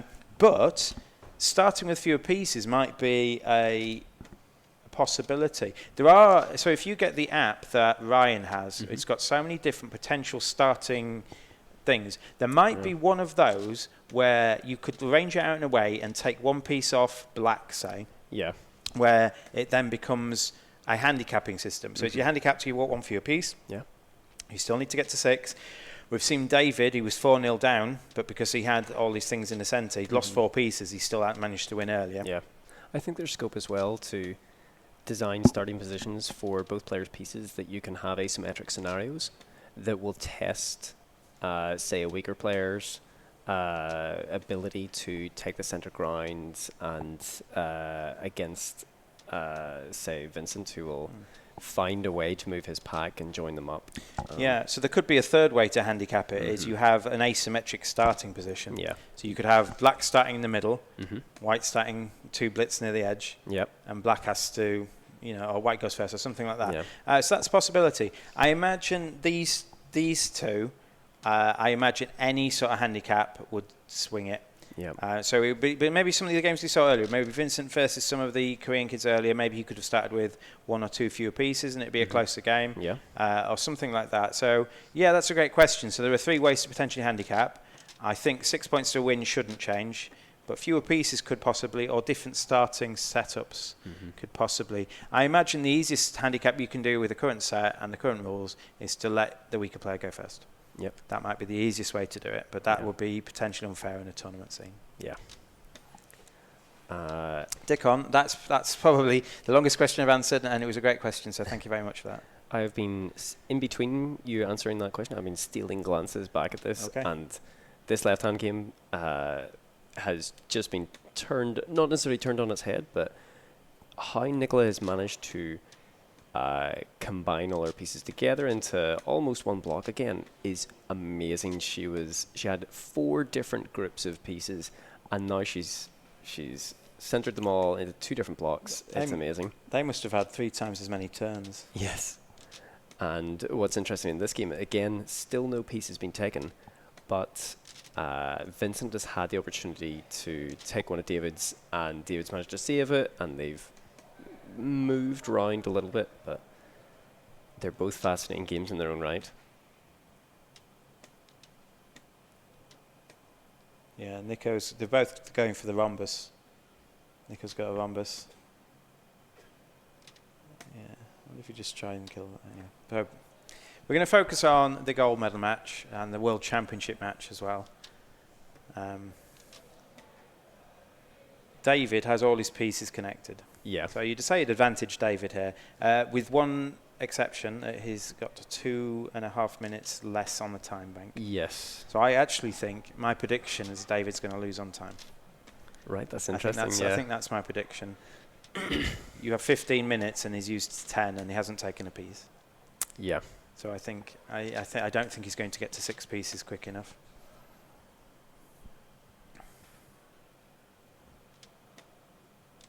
The argument might be that if they're both the best players, that maybe they should have a bit more time. Potentially, yeah. Or the argument might be they should play as fast as the game on the left. But at the same time, I mean, if this has gone on for maybe 10, 15 minutes, this game, between David and Vincent, and are they any closer than they were 5 minutes to getting an advantage over each other? I think David's got a fair bit of an advantage here. Actually, maybe not. With just one move, Vincent has maybe turned it around a little bit. Yeah. Because David's 2 black pieces on the right are stopping him pushing into that white pack. Because you can't even push your pieces into whites into blacks. You can't move any piece of yours with a push. So on the rules, you also can't push more than 4. So once you've got 3 in a row, they're blocked. Would you push C? Push C down C3 down to D3, and you threaten one of Vincent's pieces. I think Vincent's got 2 options here. He's got to stop David pushing that piece off by either pushing the 2 black pieces, one of them, or saving it like that. Yep. So you can see that David has 2 of his pieces isolated, but so does Vincent off here. But do you think these are stronger, these pieces, that they're in a better position even though they're isolated, or is it because there's not as much power for David to push them and still maintain his position? David's got 5 in a row, and that's bad, and 5 in a row with nothing on either end. Yep. Also, Vincent's got. It's hard for David to make this more powerful because if David takes anything out from E5, F6, or G7, then Vincent can just push through again. Yeah. It's sad for Vincent. What Vincent probably wants to do is move A2 and B2 down to C2.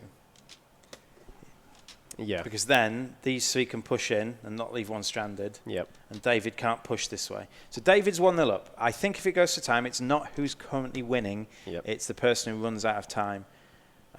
So if David wants to win this match, he's going to have to. I'm sorry to say, he's going to have to play faster. Yep. So maybe it's just impossible to beat Vincent with 15 minutes. Maybe it is. Undefeated so far in this year's tournament, it'd be interesting to. I think he's got 2 options. I think he can move A2 to C2, or I think he can just join up B5 to C5. Yeah. I think. Okay. What do I know? Well, again, he's threatening. He's David's not piece in A4, and it would be joining. He is. Yes, up into. But he was doing that anyway, wasn't he? No, it was. He was, because he had 2 here, and there was 2 here, so he always had these 3. Ah, right. Okay, yeah. Okay, you were right, because but he's done it in such a way so that this is safe. Yeah, it's not going to take long for him to make up that rhombus structure. Yeah. Well, these 3 are good here. The 3 on the furthest to the right from Vincent, because they're blocking David's pieces rejoining. If Vincent reassembled them into the rhombus, which he might have to do now because there's a danger of that bottom one getting isolated. Yeah. If you're Vincent, do you get a bit overconfident now and start attacking, especially? Well, I think you move the 3 up and then you threaten this. Yeah. I think if you move the one that starts F3 to C3. Yep. So if you've just joined us, the way we do notation is we call the first piece you're pushing with your finger, and we call the resultant action, so the place you're going to finish. So F3 is the space on F3. C3 is the one that the final piece lands, and that includes anything you're pushing. Yep. That indicates the direction you've pushed. Yeah. So you don't need to name all the marbles you're pushing. If you just name the starting space and the space you're falling into. Okay. So I think because David can't attack the F3 space, I think Vincent has now split David's pieces up. Yep.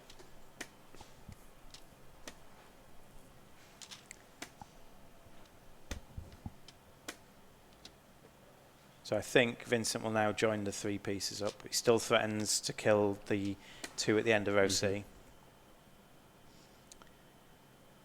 And he has to, I think, otherwise there's a danger that David can come in from, Yeah. here we go. Yeah. David could have come in from F7 and broken up Vincent's. Yep. So. Oh. Well, this is where Vincent could only move 2. He doesn't need to move 3. He could just move 2 and kill it and get a point. Again, does he even need to at this point, considering he's got more time in the bank? He could maintain his structure and keep on the defensive. He could just play for time, I suppose, but that feels... The other possibility is he can move B2 to B4. Mm-hmm. Although that leaves an attack here, actually. That might not be so good. You probably want that one in B2 to keep... Nice split. Yeah. You could move A2 and B3 to A3 and B4. Yeah. Okay. So he's threatening 2 pieces. Yeah. I think he could just get 2 points here. That might not be... And I think so he's just going to go for some points. I think the one on the one in A4 is dead. I don't think David is going to be able to save that currently. He's now got 3 in a row, though. He's got a chance. He's got 3 in a row on F4. Okay. Because if Vincent went here... Mm-hmm. I'm not sure. Vincent would have to do it now. Vincent would have to threaten the one on A4 now, otherwise David could save it by pushing up. Yes. But then there's... David has... Interesting. Still feels Vincent's going to win on time. Okay, we have a result on the left-hand side of the table. Is that time... Did time run out? Yes, it did. I think Nico ran out of time. Wow. Because the total of this is about 5 minutes, and Nico and Nicola. So Nico, I think, lost on time. Wow. That comes from... I mean, I don't know how many more moves that game will have played than the one we were watching. Lightning quick from They start were to both finish. playing. They're both playing fast. Yeah. Very... I am in awe of how she can play like that. That is amazing. Yeah, it's very good. But I think that just comes from it's second nature to Yeah. you. I think years of experience. I still think David's going to lose in time. We will see. He's got the rhombus, so I don't think... There we go. He did have. So the rhombus is safe from 2 directions, but not the third, and that was the one direction it wasn't safe from. Yeah. So David is down to 1 minute and 38, whereas Vincent still has just over 3 minutes. Yeah. We're going to luckily have an interview with both David and Vincent at the end. So they're both going to join in here for a quick interview. And we will make sure that the trophy is handed to them before that.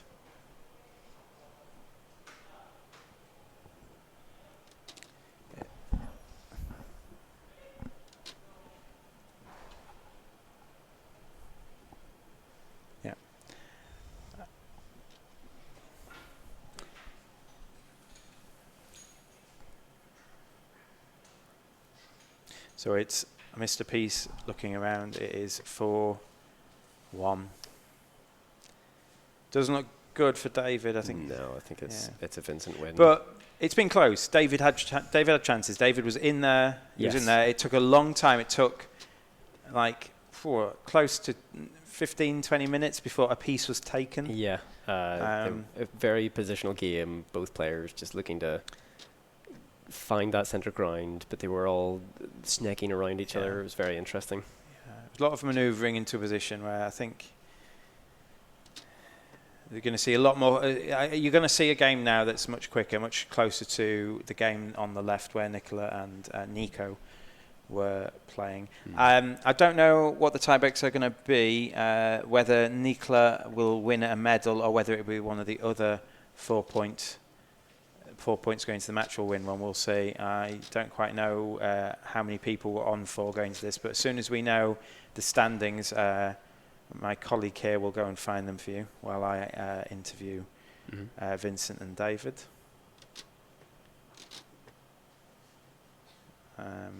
I think I think Vincent's got to do a lot wrong to lose somehow. Yeah. I think it's just... David's down to under a minute. Keep his structure, and he's... There's the rhombus we talk about. Yep. So David might actually be able to get this piece on the left, but, I mean, yeah. Vincent's going to let him, because Vincent then can just come in and follow him in and kill some things. Yep.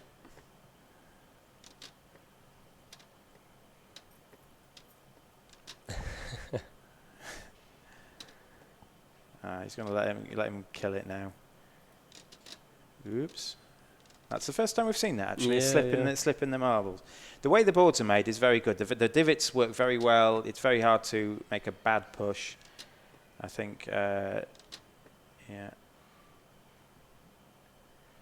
wonder if David can get another point before his time runs out. Although, it's closer than it was. There's only about 40 seconds in it now. True. But they're both playing fast, I think. Yeah. There we go. I mean, David can't knock that off at the moment because Vincent's hounding him. Yeah. With all these pieces. Just got to move quick enough. Yeah, Vincent's... even if he gets this piece on the south, Vincent pieces are too close to the center to get any more. Yeah. Yeah, now there's a danger that Vincent follows him in. David's threatening now the row on F, 3 on F across. Yeah. As long as Vincent doesn't time out, I think he's got this. Yeah.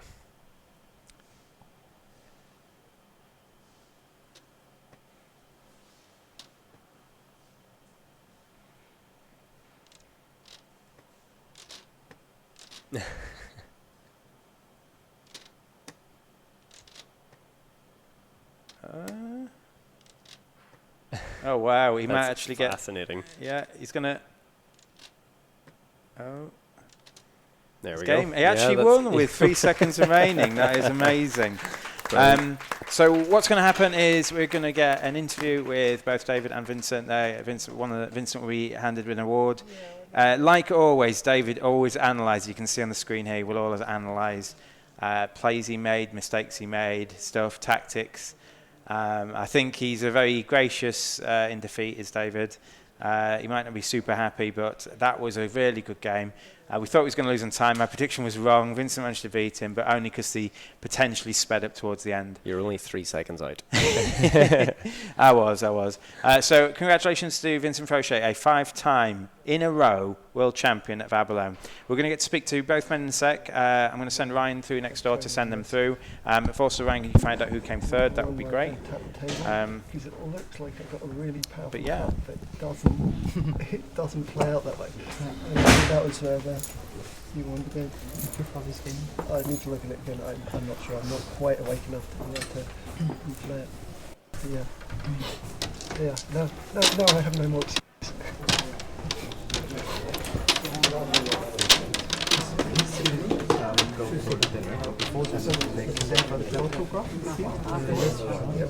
They said they would do an interview at some point, but yeah. As long as it's fine. Yeah, that's fine. Yeah. I'm just saying, as long as it's not like we can't get out. So you could hear that at the end, David talking about his game, analysing it. Says he's played a lot of Abalone today, as well as an event early today. So he said he's going to look back through the match and see what he could have done, but he's not awake enough now. So nice table talk from the players there. Excellent performance from both of them. It looked like early on David had a couple of tough matches, but it looked like it was always going to go down to these two for the title, and Vincent managed to win. It was great to see them play on the way, so many young players. We're going to get some standings for you to see who made 4 wins and a loss. We'll see how people did there. I saw Matthew Hathwell, who was in for Penta. He was up there with a round to go or 2 rounds to go. So we'll see how he did and whether it affects his Penta. But in a second, they're going to get the trophy presentation. And then one by one, they're going to come in for an interview. And then that'll be all for the evening. This evening, we have Backgammon Plicato. Now, if you've not played... if you play Backgammon but not Plicato, what happens in that is that you don't get hit. So you don't get sent back to the start and you get pinned effectively. So we'll go through the rules of that at the start. But we have the winner of the event in the room today. We have Vincent Fauchet. We're going to have a quick chat with him now. As you can tell from the name, he is French, so we'll do our best with the questions. But Vincent, congratulations. We just popped the headset on. Hello, welcome. Congratulations. A 5-time world champion. How do you feel? That's always very, very cool for me to not only to win, but to be there with all these people playing and enjoying Abalone. Yeah, we saw your protege, Smiranda. Yes. How did she do? Well. She did very well. I think she lost only against David. That's amazing. David said she was very good. Is she someone you're training up? Yes. Yeah. We played a lot together in the previous years. We started 3 years ago, I think. And she's really... Yeah, well, she's very good. She only loses to David now. Is it silly? The best match was by far the last match with David. Yeah. Was it tough? Yes. He was in very strong position, and at one moment I started developing a bit more efficiently. So I took back some key squares, and after it was... The game was back from my side. But if there's a slight mistakes maybe, and if there were not there, I should have lost. Yeah, it seemed like you needed more time because it looked like it was going to go. You were both going to run out of time there, so it felt like you need another 5 minutes to truly think through some decisions. Yes, because at the end, when there is one block against one, it's difficult to break. But thanks to the time, David made some mistakes due to couldn't take time to think enough at the end. Yeah, otherwise he would have lost through time. So he had to play a bit faster. Yeah. Okay. So you play Abalone's your main game, isn't it? Where do you normally play? France? Yeah. So I don't. I'm not used to play other games here. Maybe in the upcoming days I will try Line of Actions, for example. That's on Friday, yeah? Yeah. Are you going to stay around till Friday? Yes, I go back on Saturday. Okay. I was focused on this one, so before I didn't try out other games. And in France, we are trying to organize a bit more tournaments also. So you see the game creator, Laurent Lévy, is employed in France and also with MSO. I don't know if you saw the beautiful game he created. Trophy. Yeah. So that's the game, one of the 2 game inventors who did it. Yeah, that's great. Yeah, we saw it. Have you received your award then? Your trophy? Sorry? Have you got your player board for winning? Sorry, I don't Don't understand. worry about it. No, excellent performance. Thank you very much for talking to us, and hopefully I will catch you up later in the week. Yeah, you're here till sure, pleasure. And thank you for making this live stream. And once again, since I see David, good game. Thank you for this beautiful game. Vincent, thank you very much. Cheers. I look forward to seeing you later in the week. Yeah. Okay, bye. We've also got for you David Pearce. David Pearce is going to join us now. He was the gallant finalist as well. But he also came. Did he get the silver medal, David? Come and join us. Nice to meet you. How you doing? Just pop that on. How do you feel? Yeah, okay. It's not the ideal situation immediately after you failed to have an interview. Yeah, apologies. Did you manage to maintain the silver medal then? Did you get the silver? Oh, yes. The way that the tie-break was running, that's fine. The way that the tie-break was running, it was more or less marked because I played Vincent's protege in the beginning, and it was quite clear she was the third strongest player. I didn't know she was his protege when I started the game. By about move 4, I worked out she was definitely someone who'd played a bit. Right. Yeah, so you said, was that the second hardest game you played then against her? It may even, although I lost it, in terms of the opening bit, it may have been the hardest. Yeah, it's a slightly different game. I mean, obviously, Vincent won, but I think there was in the opening there was just one bit where there isn't time to think. Well, not in the opening, early mid-game, and it's like one of the ones I'd like to have 15 minutes to think. So I think I made a mistake, whereas in the other one I don't think there was. I think Vincent made a mistake as well, but I don't think she made a mistake against me. That's amazing. We have well, she did later on, but in the opening there wasn't. We have that on stream, so if you want to go back and look at that and verify that and let her know, that's excellent. I must congratulate you. You recently won your 50th gold medal at the Penta the Man Sports Olympiad, didn't you? I did win my 50th medal, and that was a bit of a psychological barrier. It's like you go over all the ones which are nearly there before, because I think the way that society works, there's a round number of 49. People wouldn't understand if you chose to stop on 49. No, I have the option to stop. I may not. I've seen sportsmen say, shoot me or whatever if I get back in the boat. I'm not going to make that kind of declaration. But how many events did you play, do you think, until you hit from 49 to 50? When you got your 49th, was it about... It wasn't that many between 49 and 50, but before coming to this venue, I was kind of averaging 3 to 4 golds a year. And then I've been within, if things had gone really well, it would have happened in the first year of here. So it's kind of there. I mean, the 49 to 50 wasn't there. It's kind of 47 through to 50. It's taken a while. Kind of taken a while. And when you have people like Vincent, and it takes a lot of preparation. You can get almost there, and you're going to have to really fight if you're going to get it. It's an excellent performance anyway, to go undefeated and have such close games against Vincent anyway. If you had more time, maybe it would have been even closer towards the end there, because he said you ran out of time a bit. I did run out of time. Well, it's kind of one of the ones which is very close to being a technical draw. It's a slightly unusual position being live, because I don't play a lot of live games, because your hand, because I'm playing on the other side of the board, I don't like playing on that side, plus your hand gets in the way, there's no way to play it without your hand blocking it. So under that time, it's almost impossible to work it out, because it would, he was up on time, and he's a faster player anyway. He's very good on this. You'll notice that he often takes a marble early, which isn't necessarily technically right on the longer game, but on a fast tournament thing, it's almost ideal, because you realise now your opponent can't afford to make any mistakes. So whilst he's taking one, I think it was the fourth one which he took wasn't probably the right time to take it. But he took one this side and one that side, didn't he? Yeah, there was kind of one which came off on my side down this one. It's a fairly innocuous one to take, but in terms of the timing, it wasn't.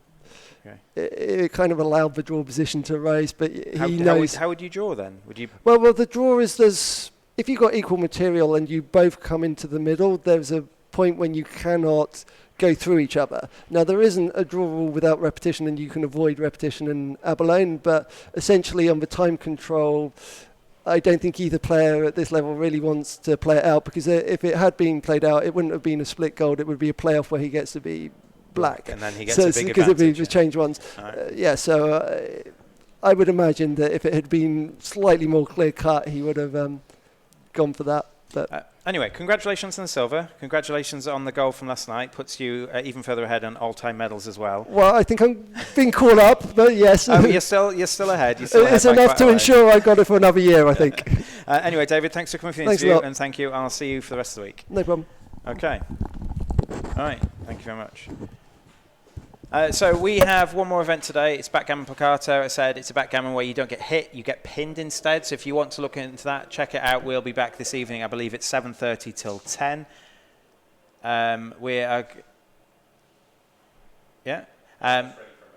Okay. We're going to be back. We're going to have some lunch. We're going to see you back then. 7:30. If you've got any questions again, please leave them on the comments. We're going to... Apology. I've been told we're going to have a medal celebration. So the players who've just won the medals are going to get them live on air. So we're going to get to see who came third, Ryan? Antonio Mena. Antonio Mena. He was the man we saw play David in round 3, I think. I believe so, yeah. Round 2 or round That was 3. the one he went 4-0 down to. It was, I believe, right? yes. Yeah. As if my memory serves. We've been told by David as well that Vincent's protege, Smiranda, thank you very much. Smiranda actually went 4-1 as well, so she won 4 and lost 1. Right. Sadly, the way the tie breaks work, although she lost to David, which means if you're going to lose to someone good, the fact that she lost, she then played weaker players throughout the event, I see. which is how it works. So generally, you want to lose as late on as possible. Anyway, we're going to go live to the medal celebrations, and then we're going to leave you till 7:30 this evening. So thank you very much for watching. We're going to move over in a second. Or not. We just have to do a nice dance until then. Have you got insights into how to play Abalone a bit better now then? Yes, I feel much more confident in being able to say, "Oh, that was great. That was brilliant." But I don't know whether I can apply. Well, I imagine I'll be able to apply it a little bit more if I can convince some of my friends to play it with me. Your friends generally play abstracts? Not with me. Okay. No. I'm like, in my group of friends and back home, I'm quite good at abstract games. And so when you're introducing your friends or colleagues or anyone to abstract games, you're trying to introduce them to the concepts, but I usually win, and I really need to not do that if I want them to play more. So that is the big problem with abstracts, I think. Unless you've got that dedicated mind, if I want to get better at this, you need to win some to keep your involvement going. Yeah. At the board game cafe, or what are some of the abstract board games that are most popular? Patchwork. Oh, I would consider that an abstract game. It's got some Patchwork. theme, but it equally didn't have to. Oh yeah. I think Patchwork. I think Entropy, but that's only in my cafe. That would not be at other cafes. That's generally with me and members of staff rather than customers. Santorini. Have you converted your members of staff to playing Entropy? One of them, but she really likes it. So. Yeah. So we've got Santorini. Mm-hmm. Which is an abstract game, and it's one of the few abstract games that actually plays with 4. I think you can play 2-player 2v2 in Santorini, so that's very good. That would be one. Oh, other abstracts. There's a series of games called the GIF series. I've mentioned it a bit on stream already. 7 of those. The Abalone World Championship. Oh, here we have the medal ceremony. It was a really good tournament to run. I hope you all had a great time. Yes. Yeah, and on with the medals. So the junior bronze goes to Ryu Chae-won.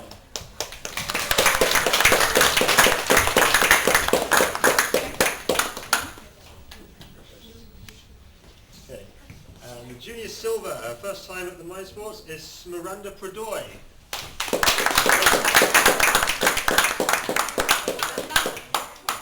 Great. Thank you.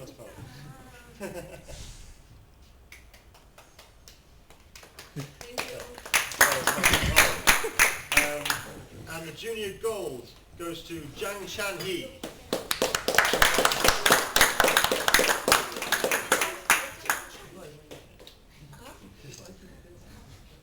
We can see Matthew Hathwell on the right. He did fairly well in the event. He just missed out on the medals himself. He is one of the leaders in the Penta.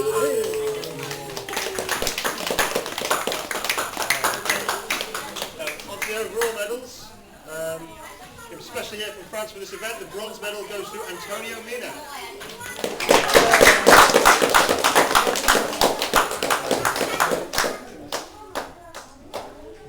And the silver, David Pearce.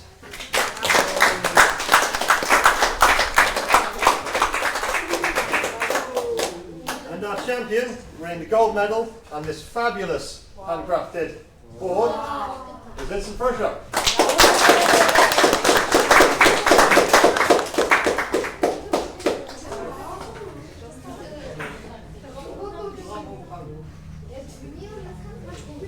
Fitting trophy to take back his 5th win in a row. The marbles are great. Yeah. Okay. And back to the studio. I love it. Thanks, Matt. Thanks, everyone. I hope you guys enjoyed watching it right from the start. We got to see 2 of the best players at the event. They got all the way down and then eventually play each other. And well done to Vincent for winning. Like for the 3rd time, I'm going to try and sign off. Apologies for that. We have Backgammon with Placato at 7:30 tonight. We're going to be joining after a few rounds, playing to conclusion there. It won't go as late as 10 o'clock, I believe, is the latest we can finish that. So if you're interested in Backgammon and want to try a variant of it, or you know Placato and want to see some players play it at a high level, please do tune in for that. Anyway, I've been Steve Rain.